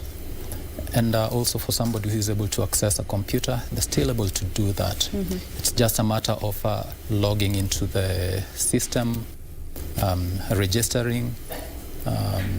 After registration, ordinarily what would happen is that once a notice is put through into the system, persons with disabilities will get an SMS communication indicating that this is what the county government is planning to do. Once they get that form of communication, they can respond through SMS. It will still be seen by everybody else who is registered on the portal. If somebody is using a smartphone, they'll be able to use a mobile application and still make their comments known. If someone has a computer, a laptop or desktop, they'll still be able to do that. And basically it allows people to have very interactive and robust discussions. And this is a space that we feel that has been ignored, because in the past, and as Angeline had put it, yes, it's not about having one or two people sitting in a meeting and saying that they're representing the interest of persons with disabilities. I mean, based on the census figures, we're talking of figures or numbers approaching 1 million. So in a situation whereby people are able to access such a platform, then you have a wide range of voices, and once you put all that together, then you're able to say that you have something very substantive that discussions can be based on. How long has the portal been operational? We are currently doing what is called beta testing. We have had small focus group discussions in Nairobi, Kwale, Kajiado, and Makueni. Okay. And the response so far? The response is quite interesting, because I'll give you an example with Kajiado. Yes. The group that we met, half of that group had what everyone likes calling mulikamuizi. You know, it's not a smartphone. Yes. But with that, the fact that they were able to make their voices known, or rather to give their input through an SMS, was quite powerful. And even within that particular space, you could see people deliberately putting out their problems and the issues that they would like to be addressed. Yes. One of the issues they were talking about is the need for a pedestrian crossing at Ilbisil. There's those who are talking about toilets in the county government offices, ramps and things of the sort. Yeah. And for an individual who perhaps would like to log into the system, these are things that can be seen. Similarly, when we were in Makueni, the county government took a keen interest and was already looking at opportunities, because the county government actually at the moment uses what are called the short codes, and that is a one-way communication. But then with what we are putting together, with what we are developing, there's now the opportunity of having a bi-directional channel of communication, and once somebody sends in their message, it's instantly visible on the portal to everybody who is registered, and we're able to have discussions from that perspective, and it's quite powerful. So what we want after this testing phase is now to see the extent to which persons with disabilities across the country, and eventually even citizens, citizens, everybody who does not have a disability, are able to use it and have it as a space that they will consider for public participation. And these are lessons that we basically picked up, both from our social design process, because as I said, we use this social innovation approach. We work with a broad range of stakeholders. Yeah. And we don't develop things that will stay in the shelves, but then we'd like to test them. And it's one of the things that was coming up. It constantly came up, and especially because of the situation with COVID. County governments were asking people to put in their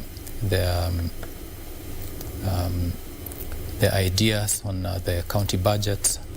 Send an email, get the documents through, from the county websites and things of the sort.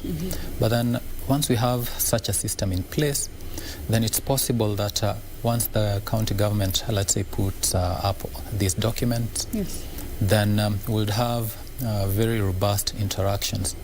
And with the group that we were meeting, I was telling them that the system now shifts the burden of participation from the county government to any individual who uses the system, because with an SMS that someone does not is not charged for, then there is no.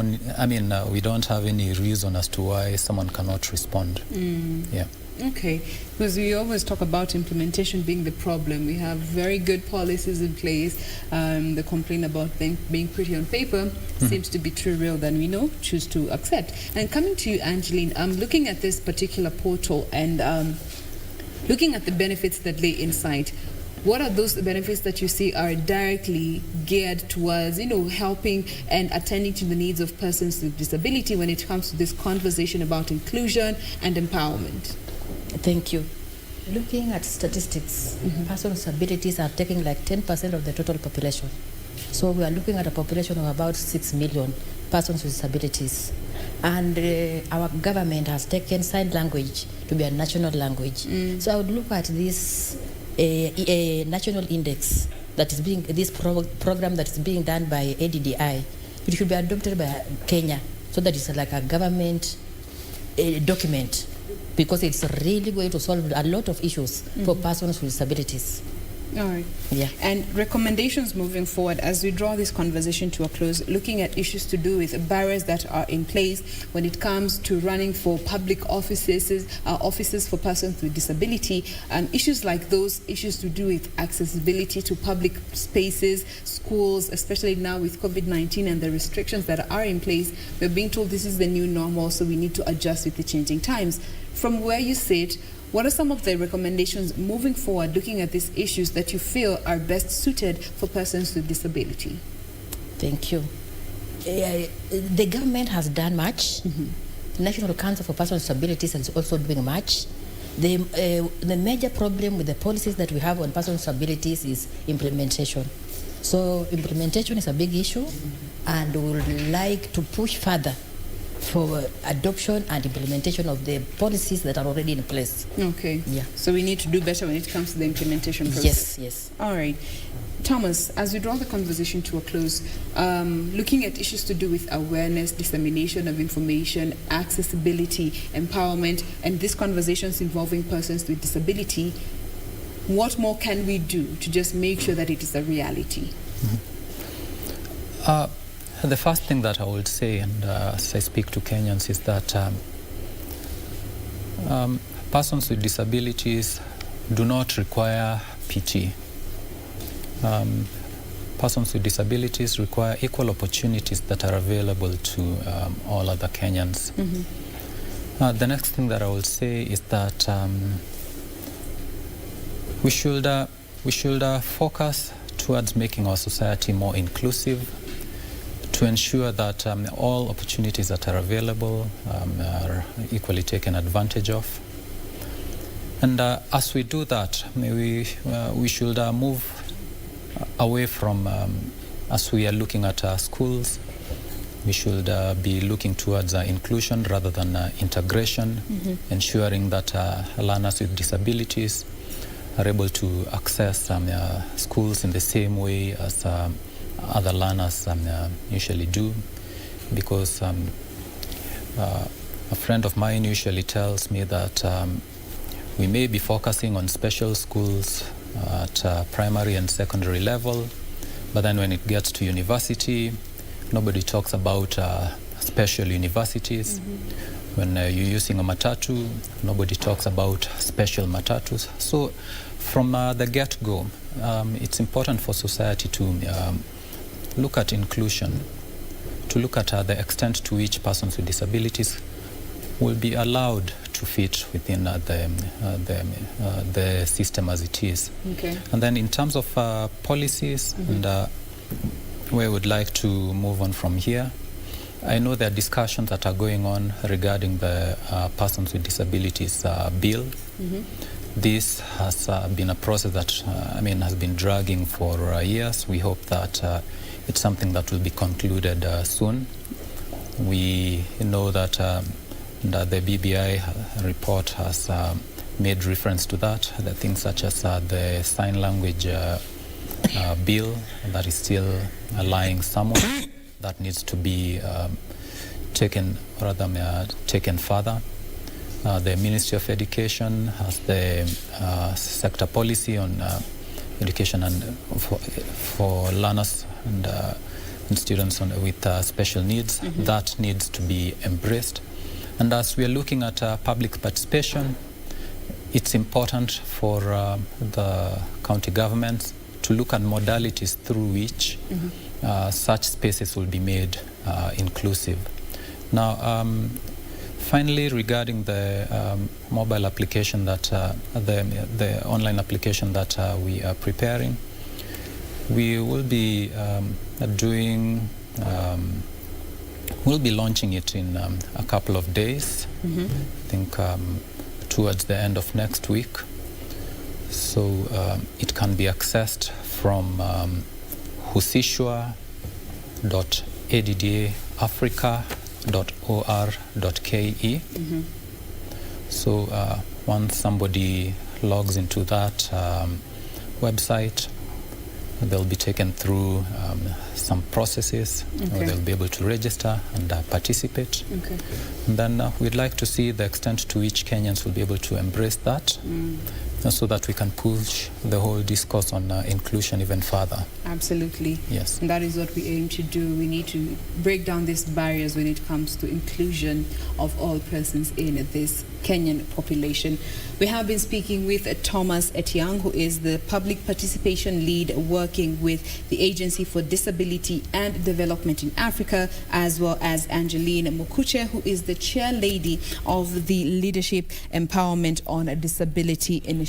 Thank you so much for being with us this morning, lady and gent. We wish you the absolute best as you continue with this very noble cause when it comes to issues to do with inclusion. That puts a this particular discussion, but we have more coming up in not too long, so do stay with us.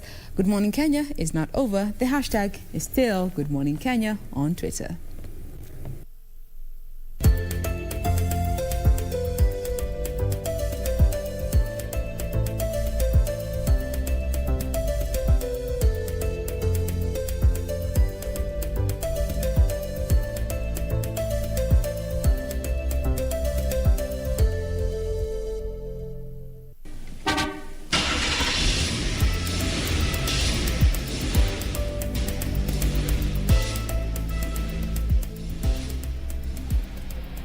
Minutes to the top of the hour. We now want to look at our next traffic link, and now, just as I had promised you earlier when we began the show, as I'll be giving you details of what the NMS has been doing, especially on the roads inside the estate. Now, at least part of what we know is one of those is more of the major roads in which they've been trying to expand more of these roads and recarpet, certain roads, as well as ensure that drainage systems are put in place.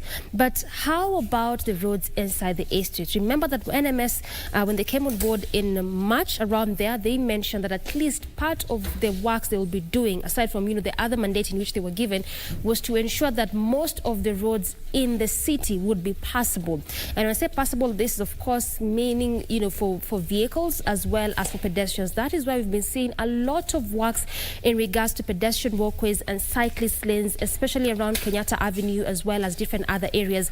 And also, again, when they took office, areas in which they ensured that garbage was collected was some parts of Burma Market, Mudhurwa Market, as well as some areas of Kamukunji. And part of the reasons they mentioned, as the reasons why they did this, at least to ensure there's ease of traffic flow in these roads inside this estate. Now, what I want to show you is, again, the continuing ongoing works in areas of Eastleigh First Avenue. And just to recap for our viewers what I was trying to say earlier, this is actually that area. This is around First Avenue, Eastleigh. I mentioned to you that parts of the areas in which they had begun this garbage collection to ease on the traffic flow was areas around Kamukunji area, given it's one of those busy areas around Mudhurwa Market, Burma Market, because it's one of those busy areas. Now, around Eastleigh, one of, again, those busy areas, given the fact that it is also a commercial hub, part of what they wanted to do was to decongest this area. And at least that was inclusive. That included garbage collection around the same area, because that alone in these roads inside the estates would lead to the kind of heavy traffic. Remember that this specific route begins from Jogo Road, goes all the way to Juja Road. So it actually branches off from Jogo Road as you enjoy First Avenue Eastleigh, and again goes all the way to Juja Road. So again, oftentimes when you see the kind of heavy traffic, especially on these two specific roads, which is Jogo Road as well as Juja Road, and also parts of the First Avenue Eastleigh, it actually used to be as a result of that, the heavy garbage in this specific area. The fact that these vehicles would tend to use or even stay on the lanes that have been put in place for pedestrians, and also the fact that the same vehicles, the same pedestrians tend to use the roads instead of using their specific lanes. So part of what NMS has been doing, especially on this specific route, is to ensure that this garbage is collected. And what they did was to scale up that from collection of 1,000 tons up to 3,000 tons. What they're still ongoing to do, what they're still embarking on, is at least this, to ensure that part of what you're seeing, especially on this image, in regards to most of these vehicles trying to encroach on the pedestrian lanes, they do away with that. So what they're doing is at least to ensure that these vehicles will have specific areas where they can be parking, and specific areas where at least it could be a bus terminal, so where people could be boarding these vehicles. Because again, also what you're seeing on your screen right now is again one of those reasons for the kind of heavy traffic, because when you have the vehicles encroaching to the lanes that have been put in place for pedestrians and cyclists, then where does it leave them to walk? They tend to use the same route. So this is again one of those areas, one of those places where at least it's benefiting from this garbage collection, which is being done by NMS, and also at least to ensure that there's specific lanes where vehicles can use, and specific lanes where pedestrians can use, and also for the areas in which at least to put also areas in which these vehicles could be parking,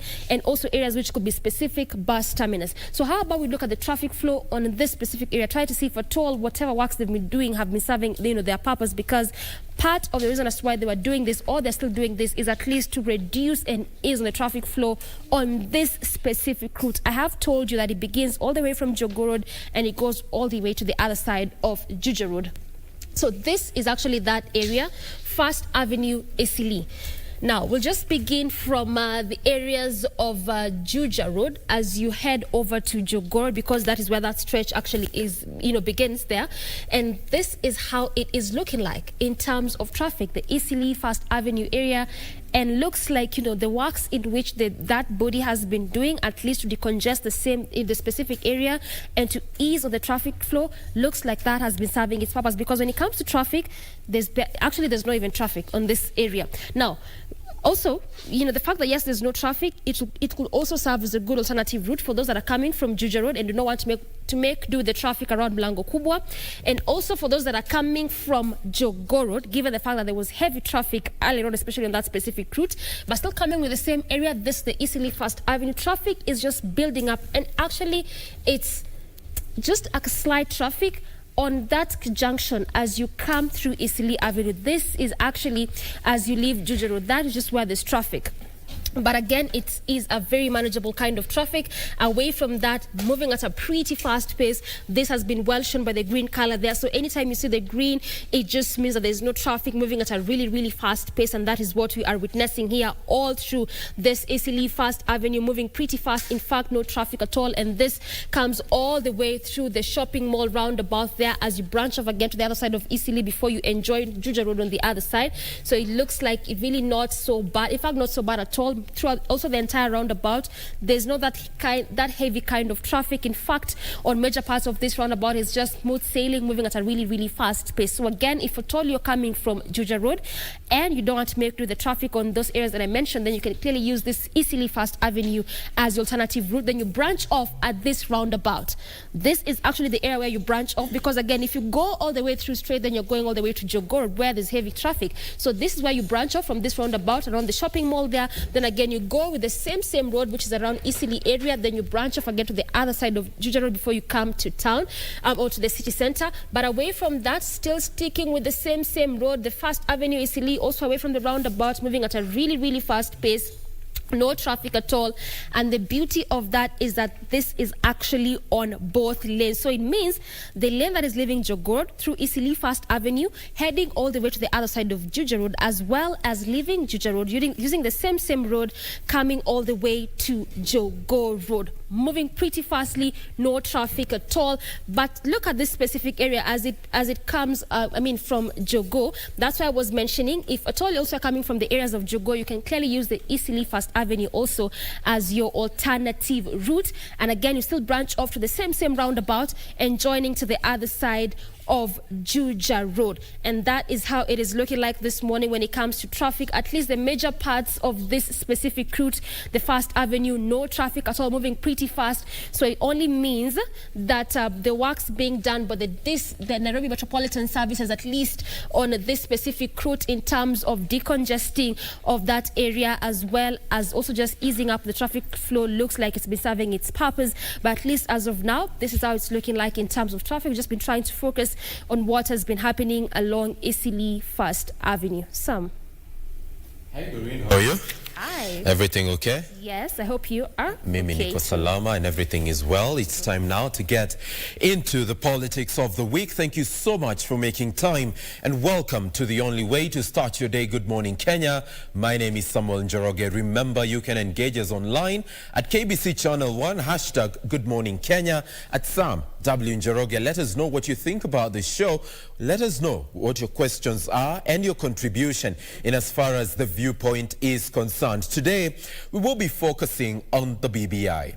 Yes, a document since its inception has attracted quite a number of controversies, and now we've got governors and MCAs making a raft of demands that have left the president and the former prime minister in a rather tight corner. Why? Because if a referendum is to happen, then the county governments will have to be involved. And now they're saying they want their own fair share of demands and issues articulated by this document. Let us know what you think about this discussion that I'm beginning right now with my panel of three. I introduce to you Dr. Rotich. Good morning. Morning, Sam. Everything okay? Yeah, this white okay. All right. Then we've got Alex Manyasi. Manyasi, good morning. Well, he'll be joining us in just a short while. I'm talking about Alex Manyasi and Hamisi Mboga. Do we have Hamisi on the line? Okay, in just a short while, they will be joining us. And Dr. Rotich, I'd like to begin with you and your viewpoint in as far as the BBI so far and some of these issues that are emerging, key among them the contribution and participation of the county governments. I think the issue at hand, Sam, PPI is taking a different direction altogether. Mm-hmm. And one begging question is, who owns the PPI? Who gives direction to PPI? Because as it is now, some have been proposing that it should be open for further views. Because many people many people feel that their views were not captured in the first deliberations. Mm-hmm. And that they were feeling that unless those views are actually included in the current proposal for the amendment of the Constitution, that it may not go well with them. We talk about MCAs who are now proposing for the World Development Fund. But is it valid, that proposal? Yes. Is it valid, honestly? When we talk about being valid or not valid, whatever it is being aired, whatever is being proposed at the moment, are just views of the people. But why do you usually, or not you, but we usually develop the temptation to forget that MCAs are also politicians and they are accountable to the public that elected them at the end of the day? So yes, if there's no development in your ward, honestly, who's going to listen to you? Let me talk about the MCAs. The MCAs are leaders who are elected by the people. And they also offer promises, they offer pledges to the people, those who elected them. And if they are promising things that they cannot deliver, then what business do they have? So that is why they are proposing for some funds within their dockets that they can use to develop their constituencies as by their pledges. So in that case, to me, it is a good proposal. But the begging question is, if we have not been able to fund more of the constituency fund, the NGCDF funds, where are we going to get the funds to amplify or to give to the various stakeholders? That is, of course, the proposal is well and good, but the begging question is the country able to support all these proposals? That is the question. A critical question that will be answered immediately after this break. Keep talking to us online at KBC Channel 1. This is Good Morning Kenya. My name is Samuel Njoroge. I'll be seeing you after these messages.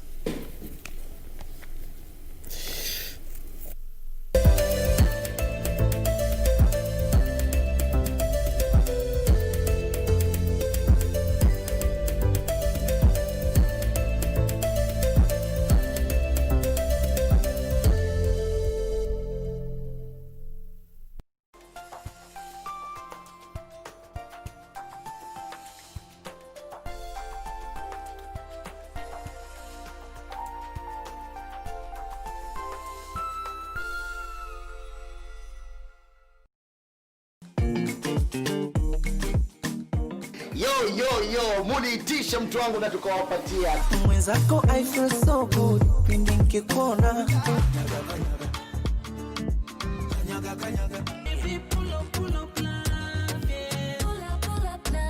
Top Mashariki, mpango mzima, kipindi ambacho kinakupatia burudani katika kanda Afrika Mashariki.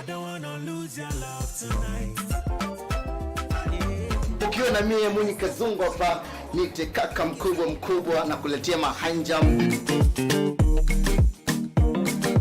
Ungana na mimi Munyi mtetezi Kazungu kila siku ya Ijumaa kuanzia mida ya saa 4 usiku. Top Mashariki freestyle au sio ni take over.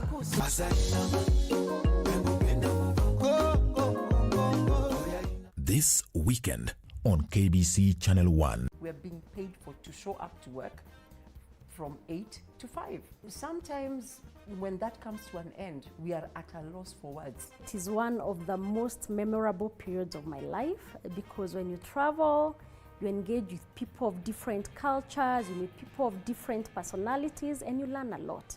But it never lasted for too long. We underwent a retrenchment experience from the Pride of Africa.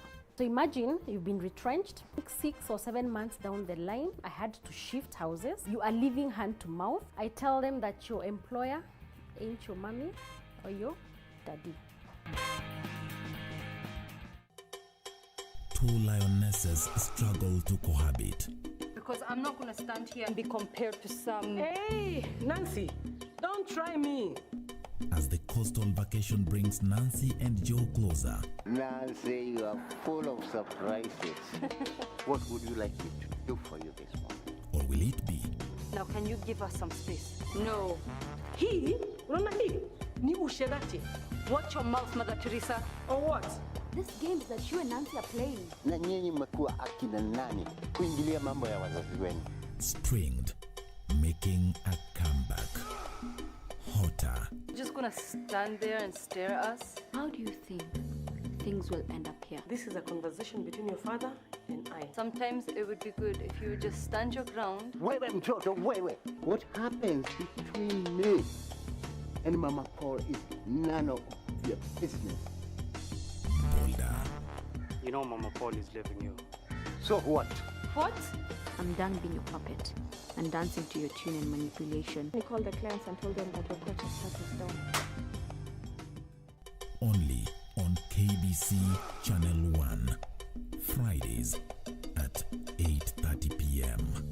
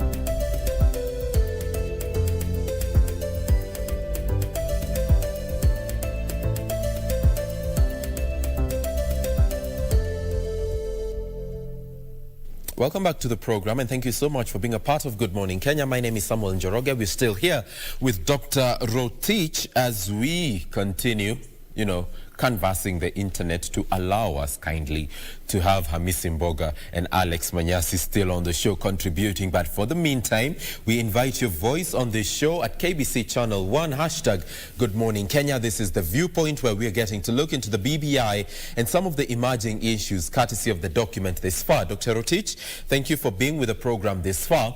Before we took a break, we were interrogating the question of whether or not the country can afford, both politically, socially, and economically, to have the BBI move forward. I think the problem that we have to separate the two. The views that the public are actually giving are actually for posterity. It may not be things that can be implemented immediately. Because when we talk about the additional funding, we are talking about the additional number of constituencies, additional number of wards. We are talking about the expanded leadership, like the executive, the bringing on board the position of the prime minister, 2 deputies. All these things on board need money, and we need development.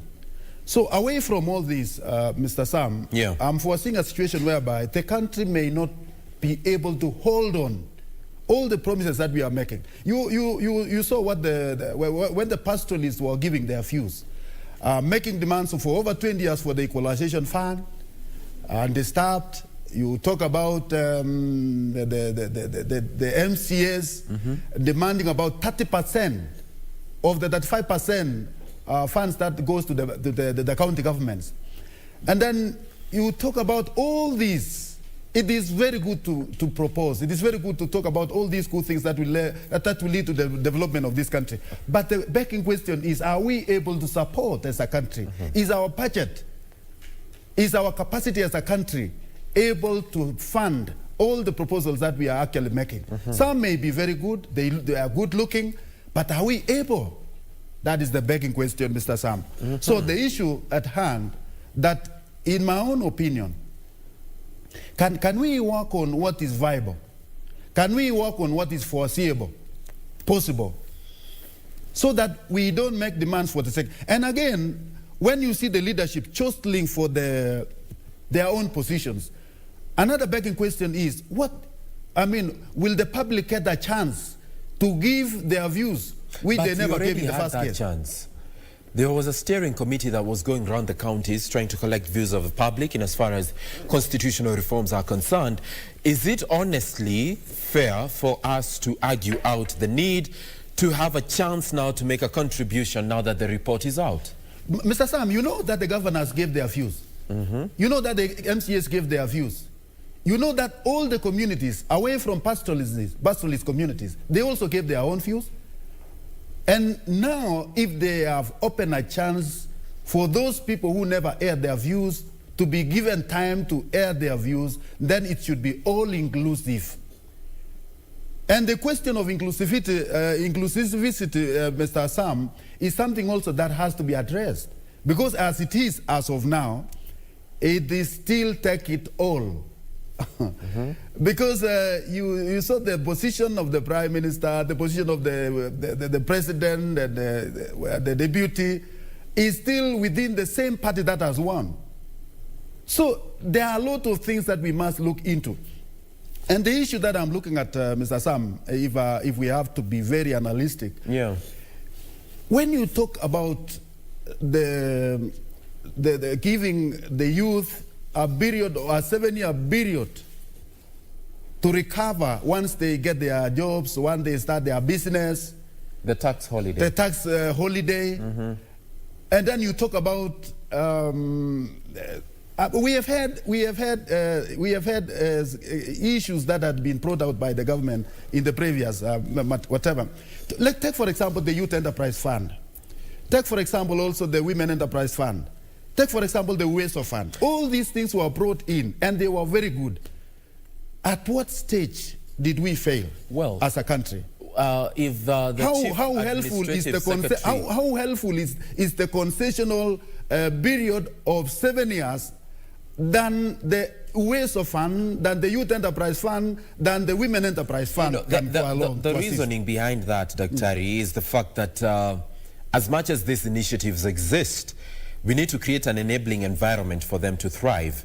And I remember at one point the Chief Administrative Secretary, Rachel Shebesh, was talking about how the uptake of these particular funds is quite low because the youth are shying away from them because, yes, nitachukua do, lakini kurepay itakuwa shida because the enabling environment, as the youth would like to say it, kwa ground, vitu zinakuwa a bit different. So introducing this tax holiday means that you've got 7 years to do your thing, create entrepreneurship, and then repay back as and when you're ready. I think the worst thing that we have witnessed in this country is that we have the best planners. We have the issues of planning in this country is one of the best, I can assure you. The area that we have failed as a country is the implementation stage. That is where the problem is. You talk about the waste of fund. Waste of fund, the repayment capacity, it was almost, it miserably, failed. Why? It is because of the political connotation that maybe some people told their people that yes, this is the money that cannot be returned because it was just given to them. But the issue is, it was the best initiative that this country ever had. You are given the money free of interest, free of everything, and you are given a grace period of over 6 months to pay back the money. Yet they could not pay. Where was the problem? Where did we go wrong? These are some of the issues that we must address, even as we think of other things that will come by. Talk about the 7 years, the 7 years tax holiday. How can that be helpful than the free money like the waste of fund that you have been given and you are not even able to pay? We have to look at ourselves, Mr. Sam. All right. And remember some of these issues when you talk about the BBI.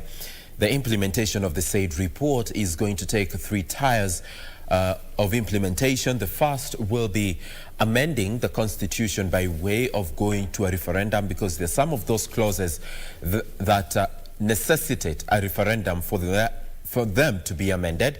Then there will be, of course, the legislation part where some acts of Parliament will be amended to incorporate the views inculcated in the BBI, and some of those proposals will have to go through policy and amendments through sessional papers by the executive, and these are issues that we shall be dissecting in the course of time. But Dr. Rotich, I would like to get your view in as far as a quote that has been captured across all dailies this morning, one from the Deputy President and the other from the former Prime Minister.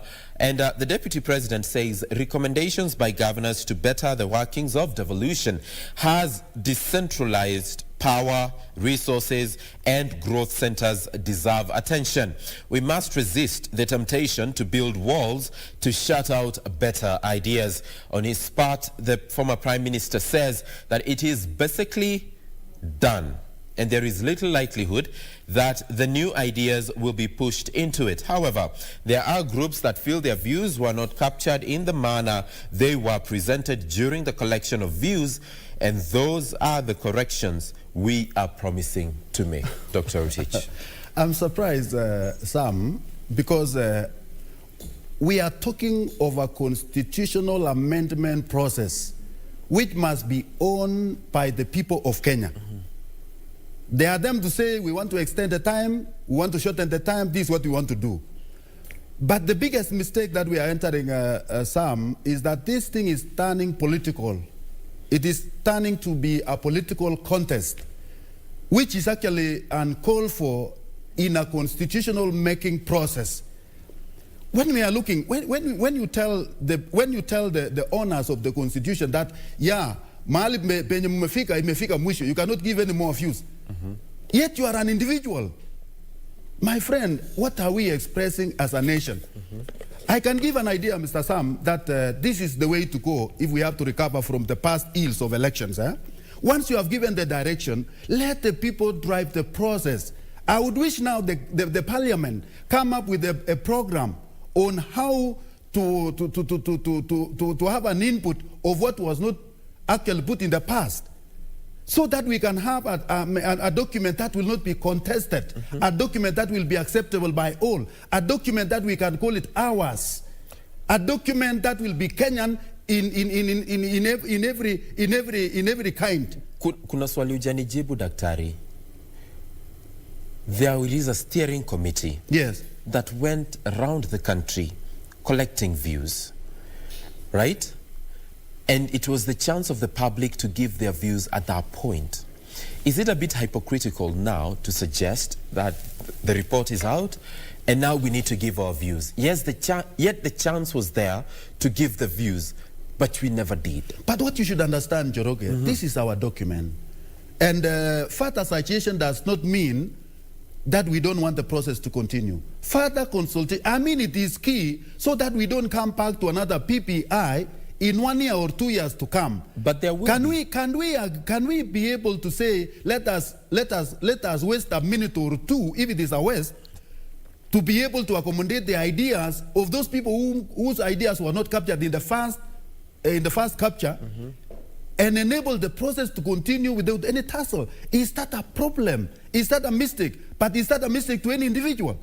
That is the position. So what the deputy here is expressing is that ideas like the devolution process that we have achieved over the years in the 2010 constitution, if there is any avenue of improving on the management of the default funds, then the better. But when you also express on the other side that, yes, it has reached the end, we are not going to put any more effort to improve on what is there. Bwana Njoroge, who owns the process? Is it the public or individuals? That is the begging question. As you beg the question thus, we would like to, save the BBI from a process and an experience that former President Mwai Kibaki had. Remember, he had every intention to deliver a constitution for this country in his first 100 days in office. Something that was not a reality for him at the end of the day, because the time frame kind of stretched and the politics around it influenced and affected this particular time frame. How do we work around, making sure that, yes, we protect this document and its content from taking forever to implement? I think the issue, Sam, we need to have a time frame. And time frame, now, after the committee that sat for all these sessions, collecting the views from the Kenyans, when they finished up, they returned the whole thing, the document, to His Excellency the President and Right Honorable Raila Odinga. These were the pioneers of the whole process. But you see, having pioneered the whole process to the level where it has reached, the public now is owning the document. It is no longer a one-man show or two-man show or three-man show. It is now a national document, which should be, the National Assembly now should give us or legislate the process until referendum. And if there is any avenue, any window of amending or rather improving on what has been captured, I think it should be acceptable across the board. But what we need now is the time frame that by this time, yes, we are going to give you an open window for the changes, maybe for the period of 1 month. And then I told you, if you can remember, Sam, last time, I told you that this is the time that we now need experts, those who understand, to delve into the meaning, into the constitution itself, so that they can explain to the public that what has been captured means this in the management of the country. And of course, Sam, I can also take you back. Much of these deliberations can be done within the legislature. Much of this also is administrative in nature.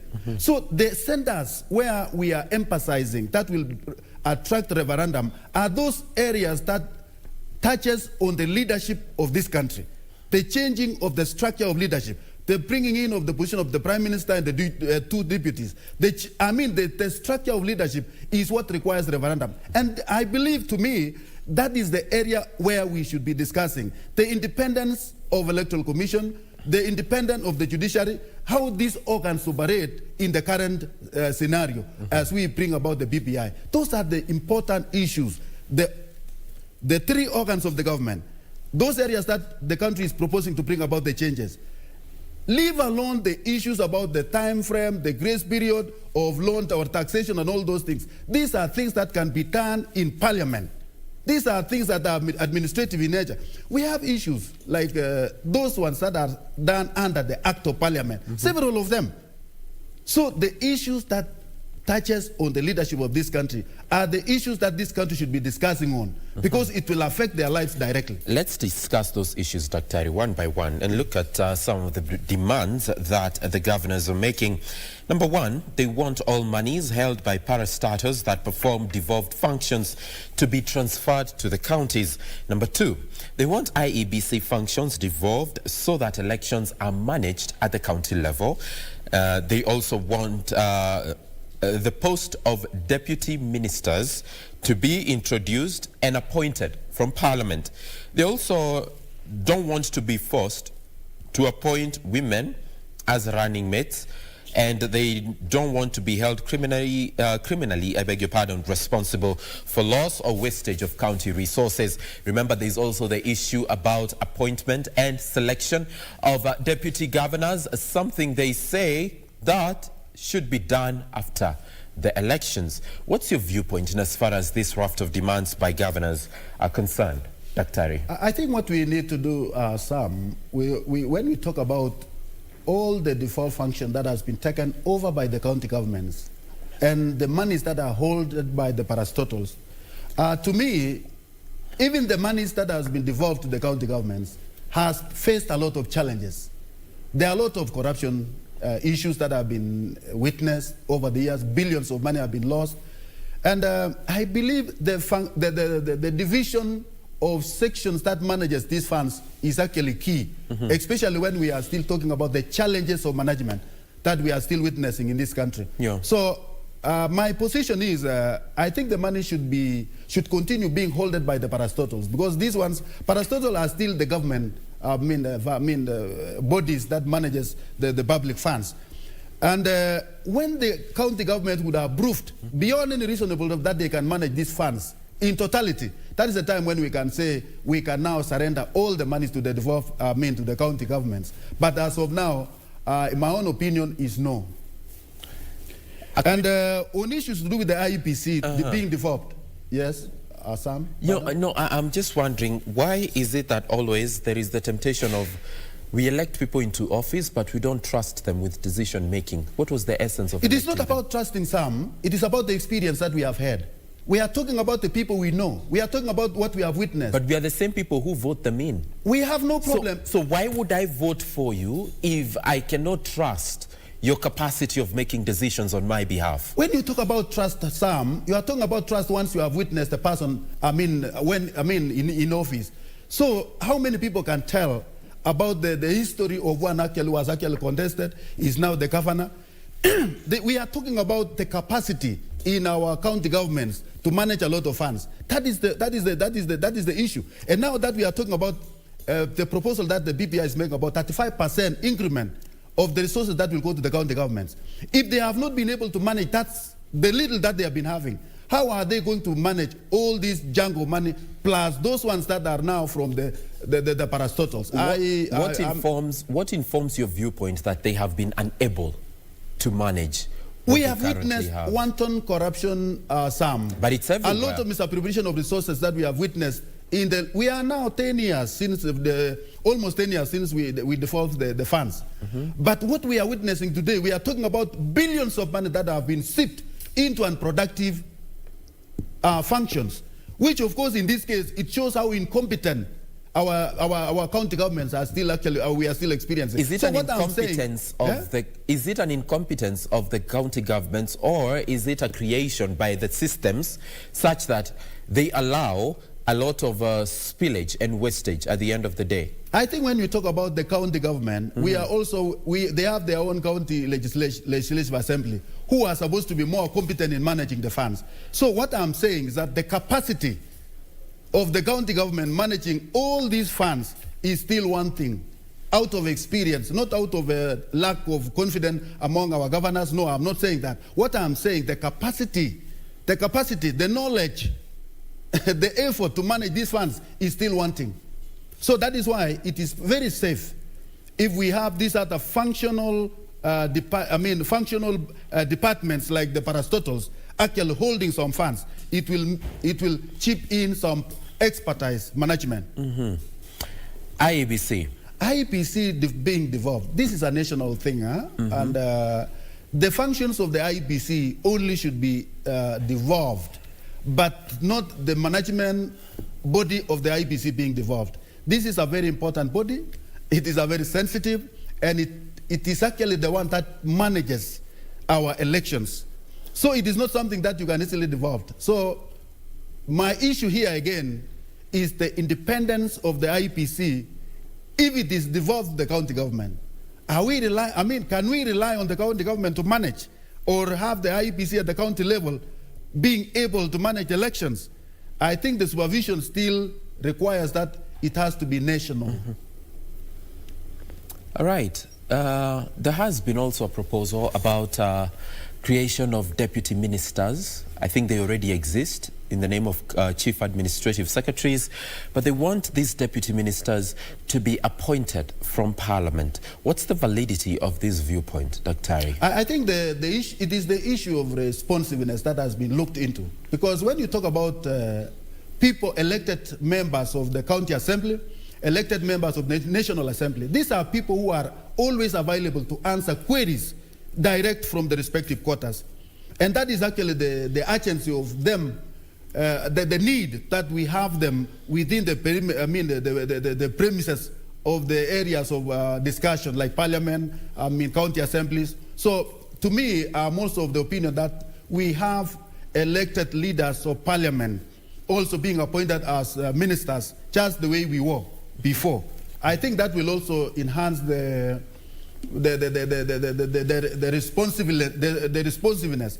Unajua, there is a lot of bureaucracy. Now you are talking about a member of Parliament looking for a PS who is not directly responsible to the people, is directly responsible to the president, and that they always want to do what the president tells them. But when they go to Parliament, they are inseparable to public. They are next to the public. And I think we shall have removed the bureaucracy that is existing now. So we want to divorce both matters. It is good to take that it is good to take it back to the National Assembly and the county assemblies. What the MCAs are actually saying, they should also enjoy that privilege of being appointed or selected to head some of the departments as ministers. Well, they would be, and they can be, but at the end of the day, remember, these are deputy ministers, not the ministers themselves. Yes. And as far as appointment of ministers is concerned, should it be an experience or a consideration based on experience and expertise, or should it be a consideration made out of political mileage? It should not be political, because if say somebody who has been elected to a county assembly has a lot of knowledge on things to do with health, he should be given that, or she should be given that department to manage along with the health department. I mean, there must be some specialization. If we have to improve our management, there must be some specialization or some information that you have about the docket that you are actually holding, because the only way we can bring about the best management, it is through the best practices that we can have as a country. So we get those people who have actually experienced. And that is why even the governors were proposing that we need to have MCAs who have qualification up to a degree level. I mean, I think what they're actually trying to look for are those people who have got the knowledge, know-how on the management of the county government. It is not lost to us that we're headed towards a heightened political season owing to the fact that 2022 is just around the corner. However, how do we protect the BBI and the validity of its content from politicians who could use this particular moment and season for political blackmail and expediency?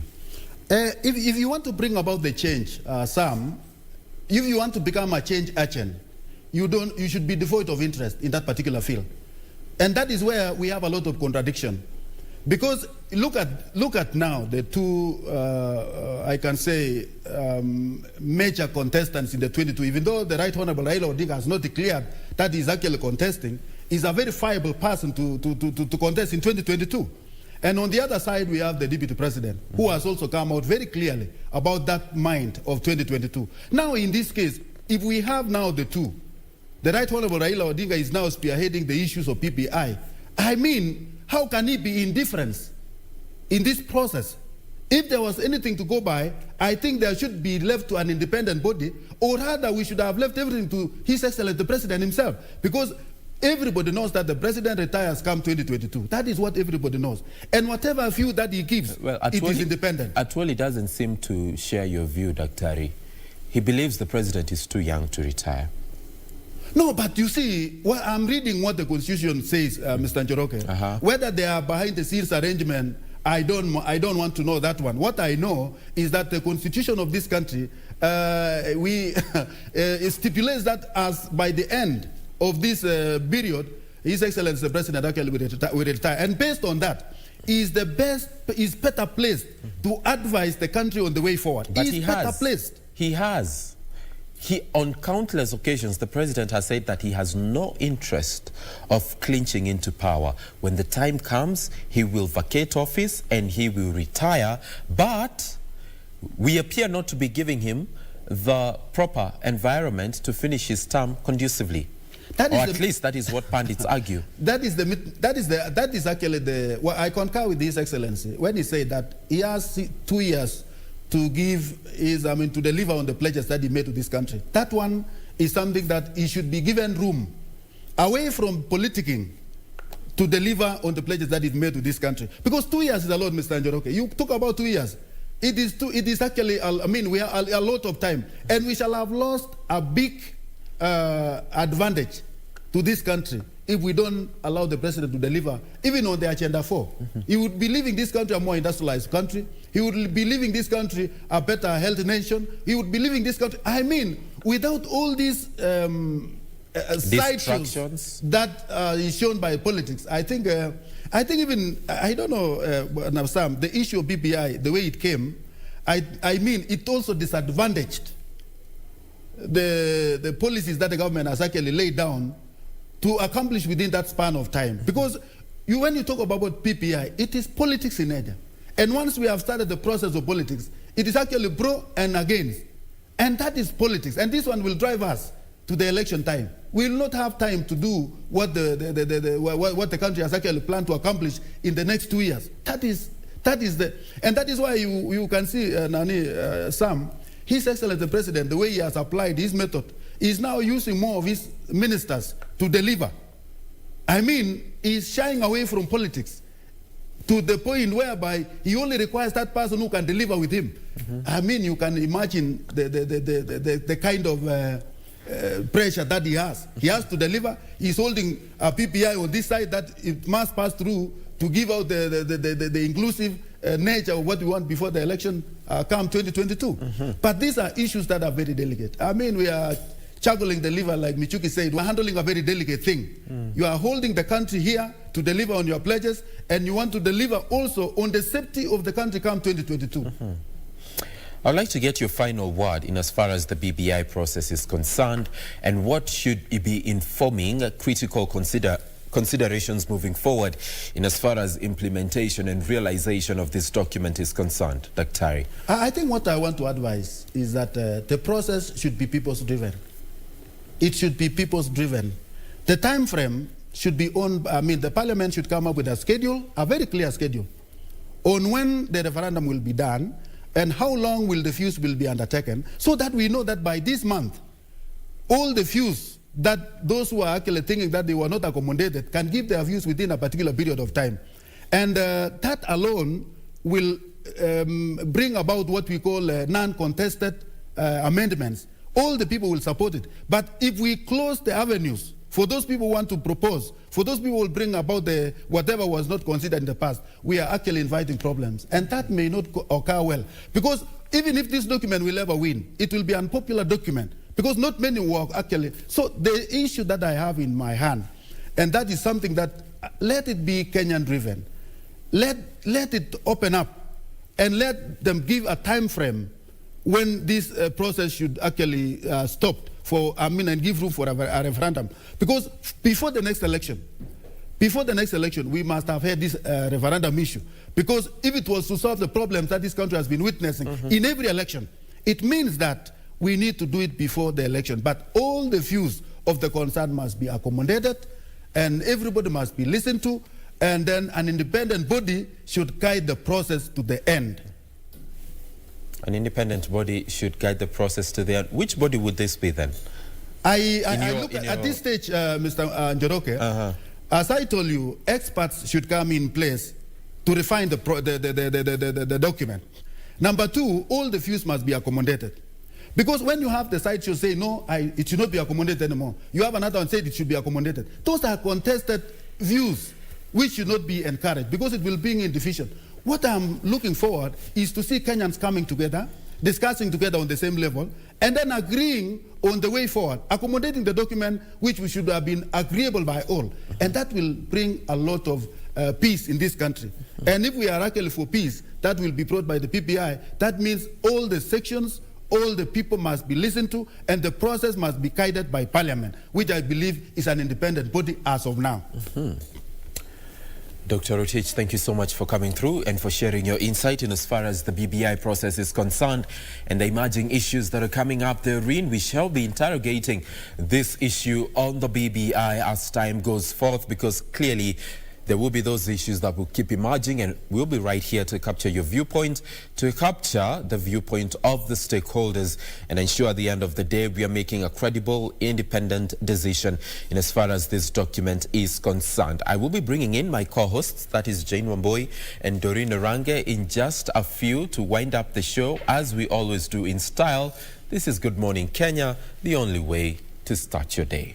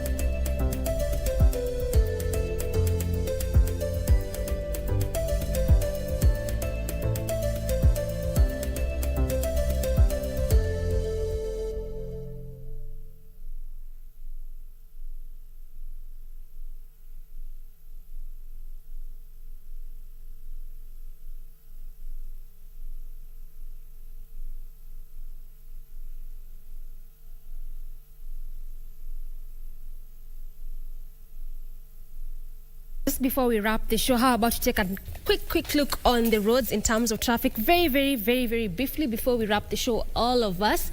And a quick look at that specific area, which was our focus today, which is actually around First Avenue, Eastleigh. Look at this. Looks like things have changed altogether. If you can remember, earlier on it was just green all through, which meant there was no traffic at all, moving at a really fast pace. But now it looks like things are changing a bit. Traffic beginning to slightly build up. I had mentioned to you earlier that if at all you're coming from Jogoo Road, which is actually this specific road and route where there has been heavy traffic since early this week, since Monday, then you can clearly use this as your alternative route. But then again, the beauty is that if you are actually branching from Jogoo, using the Eastleigh First Avenue on that specific lane just before you get to that roundabout, which I'll be showing you how you branch off there.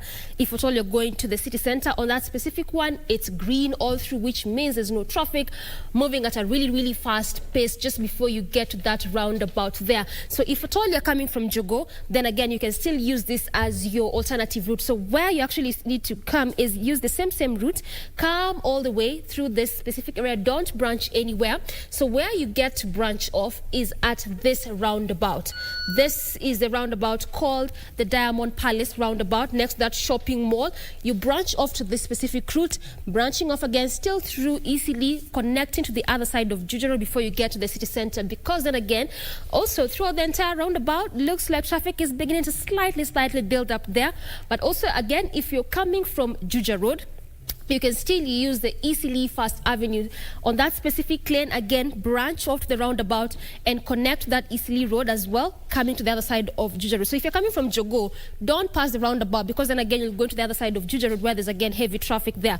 But at least as of now, doesn't really look that bad. And if you can remember also, I mentioned to you earlier that there's been a lot of projects being done by the Nairobi Metropolitan Services, not just on major roads, but even on some of these roads like what you're looking at this morning, which is this First Avenue Eastleigh. These are some of the roads inside the estates where they're trying at least to decongest, to ease on the traffic flow. And part of this decongestion is inclusive of garbage collection. At least more of what we've seen on this specific route is the scaling up of the garbage collection. They are in from 1,000 tons to 3,000 tons. That is what they've been doing, at least for the past couple of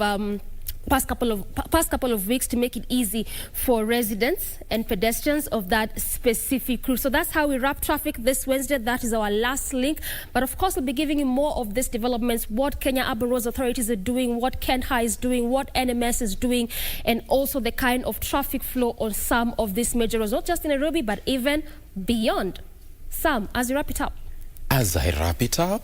I thought the we factor is very important because we've I got... mentioned we. You didn't hear the we? No. I said some as we, so you start. We finish. Yeah. We've got Jane Wamboi with all her glory. Oh, there she is. Lord, atuonesha tu ndo huyo. Na ndio huyo. Ndio huyo. Priest. What does she have on her end? Na acha nikuambia blow by blow. Tikrish. www. Hakunanga siku inaisha kama hajatuonesha moja mbili tatu. Absolutely, man. Are you feeling better, Sam? Yes. Kidogo? No, yeah. Under the weather? No, I'll be fine. It's just that the morning was a bit challenging for me. Still is, but nonetheless, you made it. We're committed to the cause, and we show up. Yeah. Good job, by the way. Absolutely. Yeah, the first hour was a bit challenging for me, by the way. Very, very challenging. But now I'm feeling much better. Much better. Much better. And we're here for that, man. Thank you. Like I keep saying, one of the blessings I have is hosting this show with ladies. And the moment you do that, they take care of you. Literally. Mother hen. Women are naturals. Wacha nikwambie. Sam, are you okay? No, calm down. Take your time. Do you want vitamin C? We have some for you right here. Wewe sasa unaleta conversations za chama pinduzi hapa. Unaingia deep sana. Nimeacha. But thank you for taking care of me. I really appreciate that. Absolutely. And we also still represent Ray. She wasn't able to be in tomorrow, but tomorrow is another day where the crew gets to show up. And most of tomorrow we'll be looking at the State of the Nation address, looking at your expectation, previous addresses, and what we can expect as a people. Of course, it will be airing live here on KBC. But before we get to tomorrow, Harambee Stars game, once again, is going to be airing live on KBC tonight at 7 p.m. Okay? For those who can't make it to the stadium, we got y'all. We got you back. We got y'all. All the way. So we're gonna all the way up. We are the only station who's going to be airing that game, by the way. Yeah, so we're just saying. Like, we're just saying. We're putting it out there. You know. Like, it is what it is. And, we ain't bragging. We're just saying. Stating facts. Yeah, it's... Given the fact that we are the only station airing it, so you know where to be this evening. 7 p.m. Let us support Team Kenya. The boys are, excited for this pre-qualifiers for the 2021 AFCON. Tungoja tuone venye itakuwa. Let us show up and support our boys. Let's put our internal battles kando. It's time for Team Kenya against Comoros, so let's show up for our boys, man. Only here on KBC Channel 1 from 7 p.m. You can talk to us, keep sharing your thoughts with us on Twitter. Our handle is at KBC Channel 1. Official hashtag for this particular program is Good Morning Kenya on Twitter. Our individual handles ever remain the same. So simple. Atu complicating maneno. At Ray Manyara, at Sam W. Njoroge, at Dorina Range, and at Jane Wamboi. Now, before we finish that the Harambee Stars game, director anauliza Sami Njoroge. Predictions zako jamani ni zipi? Sisi tushasema zetu, zako ni zipi? This is so hard. And I love the fact that you put me here. On the spot. I'm thinking 3-1. Yeah, 3 Harambee Stars, 1 Comoros. Hapo ndipo niko. Those are just my predictions. Whatever happens, let's wait and see. Let's wait and see. But I have a lot of faith. We're rooting for our boys. I have a lot of faith in Harambee Stars. And I'm not saying that because it's proper for me to say it on national television. It's just that literally I've got a lot of faith in Harambee Stars. I've always had. Even when they had issues and all those, maneno ya mingi hapa kule. Kinyumba hivi mingi. Ya chama chao cha I mapinduzi. still have the greater faith and good for this particular team. Absolutely. Honestly, I do. Yes. So let's show up our team. Tulisema tuachane na history. Whatever happened in the past with our teams, tuachane nayo. Today we are focusing on what is going to be happening tonight, 7 p.m. live on KBC Channel 1. Unaweza tuma hashtag mali utakuwa unawatchia from. Follow us on Facebook. We're going to be broadcasting both on the station and of course on all our social platforms. It's going to be live, Facebook, Twitter, YouTube, as well as from our website that is www.kbc.co.ke. Nilikuwa karibu kusema www. Ni sawa tu. Tunakuelewa. Vile unaisemanga. Like tunakuelewa. But guess what, guys? Yes. Like I think I'm a bit. There was a time I was checking out, now showing you Jane earlier on about someone who's like the shoes, amazing. One of these fine days we're going to do a shoe cam and reveal our shoes to people. I think it's time that happens. It's about time. People here have invested seriously on their shoe game. I mean, I'm looking down at Jane.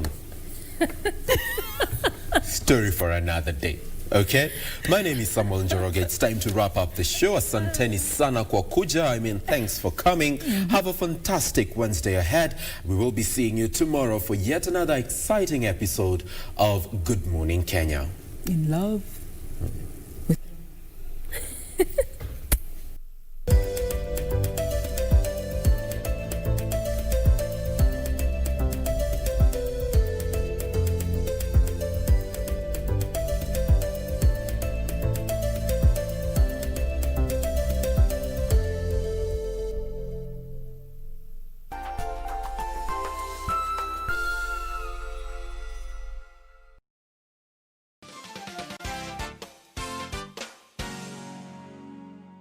Kwa jina naitwa Ann Wambui Wahome, nafanya kazi ya kupika keki. Keki huwa napikia huku kwangu. Na pia nauza maji, saa ile sipiki keki, nafanya kazi ingine ya kuuza maji. Najiitanga Ansi Agencies kwa sababu sio kazi moja tu. Keki napika kwa order. Nikipata order napika kulingana na choice yako, either iwe keki zote huwa napika. Iwe wedding cake, birthday cakes, graduation cakes, all kind of cakes. Zote napika.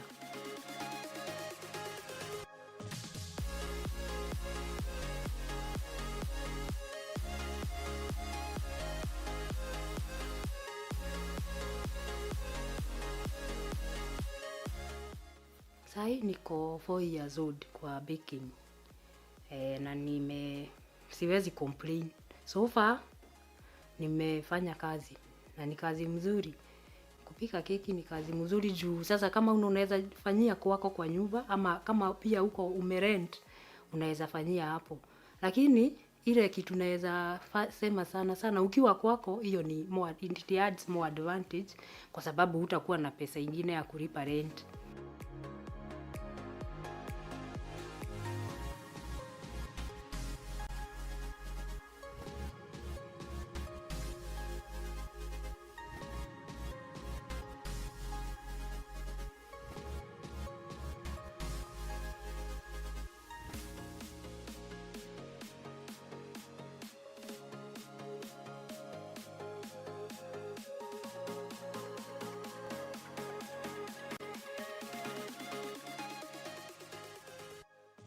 Nilisomeshwa na madam, okay, akona classes pia huwa anafundishia kwake, anaitagwa Golden Bakers, na huyo ndiye alinifundisha. Na wenye tulisoma nao pia wako sawa, tuliform group self bakers. Besides kusoma, juu hiyo ni fee, unahitaji pesa ingine almost double ya hiyo ulilipa kwa school fees. Unahitaji jiko, oven that is, unahitaji mikebe, those tins, unahitaji hizi vitu za kupiga kama ni we use hard ya kumix, hard mixer, hiyo ni ya stima. Unaweza, kama hauna hiyo, unaweza ununua whisk ile ya mkono, una whisk tu hivyo. Unaweza tumia, there are several things you need in baking and there are many.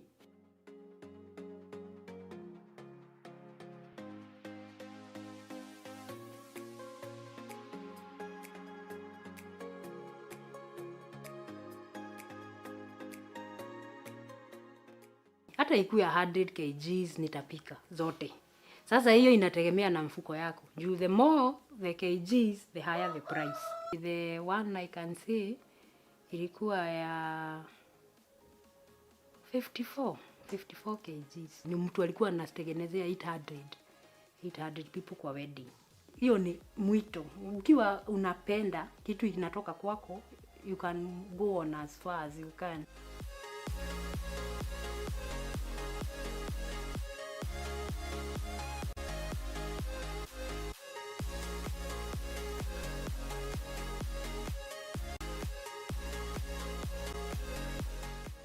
Unajua keki, hakuna siku watu hawataoana, hakuna siku watu watafanya birthday. Sasa ziko. Siku hizi kuna mahali mtu analipa per class. Kama ukikuja unajua baking, kuna watu wanajifundisha. Juu hata mimi nakumbuka nilianzaga hiyo maneno ya kupika tukiwa primary school. Anaweza enda kwa classes zenye mtu analipa kama una afford baking alone ya kupika sasa bila decoration, unalipa hiyo per cake. Sasa tuseme unataka kujua vanilla cake ama unataka forest cake, unataka red velvet cake, kujua unalipa hiyo. For the other time ukipata pesa nyingine utaenda ufundishwe hiyo nyingine.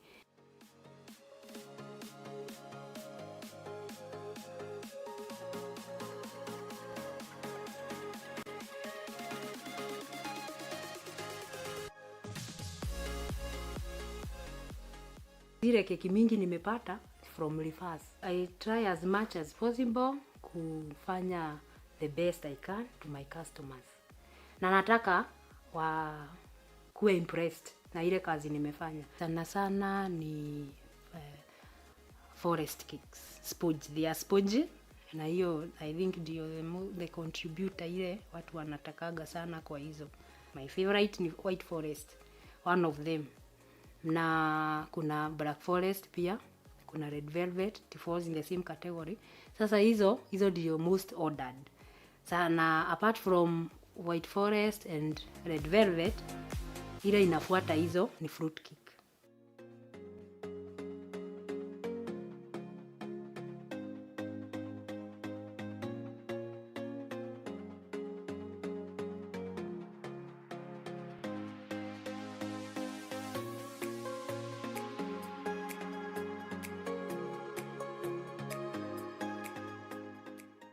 Mwenye ako na shida ya sukari, unaweza muadvise atumie banana cake na itakuwa sawa.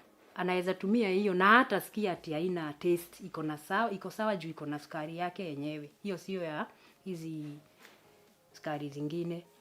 Na ikikuja ni decorating that cake, atumie fresh cream. Fresh cream ni ile tunatumiaga tukifanya hizi akina forest cake, akina red velvet, black forest, white forest hizo.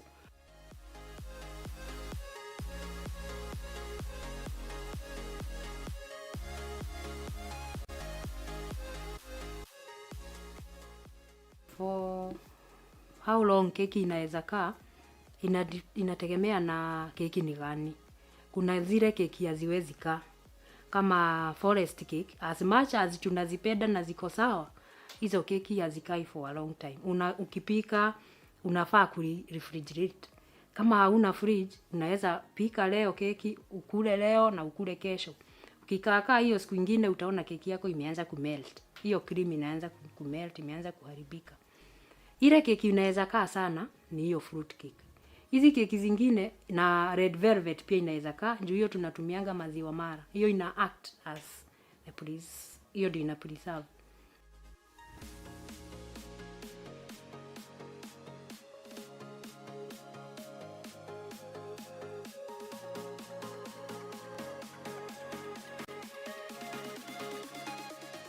Sasa ukienda kukata, utajua keki imekaa. Crust yake itakuwa gumu. Ukikata inabakisha zile crumbs zitakuwa mingi, na unafaa ukikata keki yako hivi inaenda tu. Unaona venye hata mkate, si unaonaga mkate fresh venye inakuanga. Mkate ikikaa ukifinya hivi itaanza kutoa hizo crumbs. Sasa the same thing ina happen kwa keki.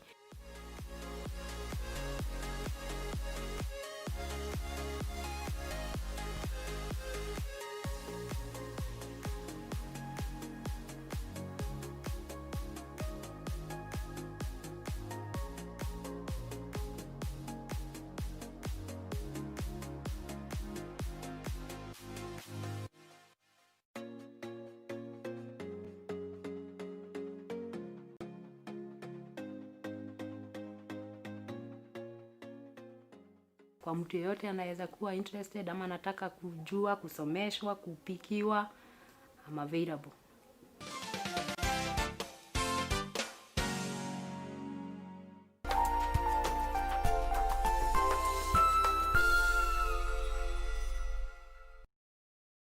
Tonight on KBC Channel 1.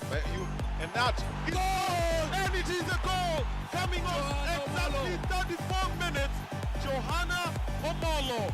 Watch it live and exclusive on KBC Channel 1 on your true sports partner. Nothing they can do to stop this music. Ghetto is a part of my religion. All that I can see is an African beauty. She's a queen.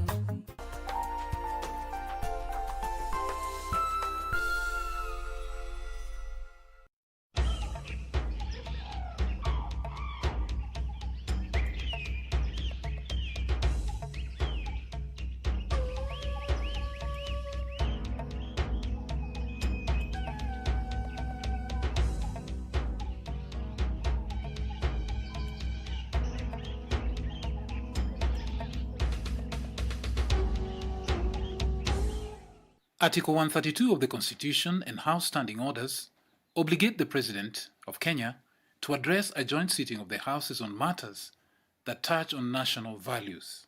The State of the Nation Address is an annual constitutional requirement where the President is accorded the opportunity to address the nation on all the measures taken and the progress achieved in the realization of the national values. President Uhuru Kenyatta has in the past delivered the address between March and May. Last year, he gave the address on April 4th, where he briefed the nation on the progress his administration had made towards realizing his legacy-defining projects. He also dwelt on the war on graft, as well as the Building Bridges initiative. He pointed out further that there will be no turning back on devolution, as it was the answer to unequal development. This year's address had been delayed by the COVID-19 pandemic. The first case of the virus was reported in the country in March. In this year's address, the head of state will likely take stock of the Big Four agenda. The president may also root for the Building Bridges initiative vehicle, which he believes will deliver equity and national unity. President Kenyatta will also report to Parliament the measures taken to achieve national values, progress in fulfillment of international obligations, and state of security. In their communication to the Houses, on Tuesday, Speaker Justin Muturi and his counterpart, Kenneth Lusaka, said the House attendance will be in compliance with the social distancing directives by the Health Ministry.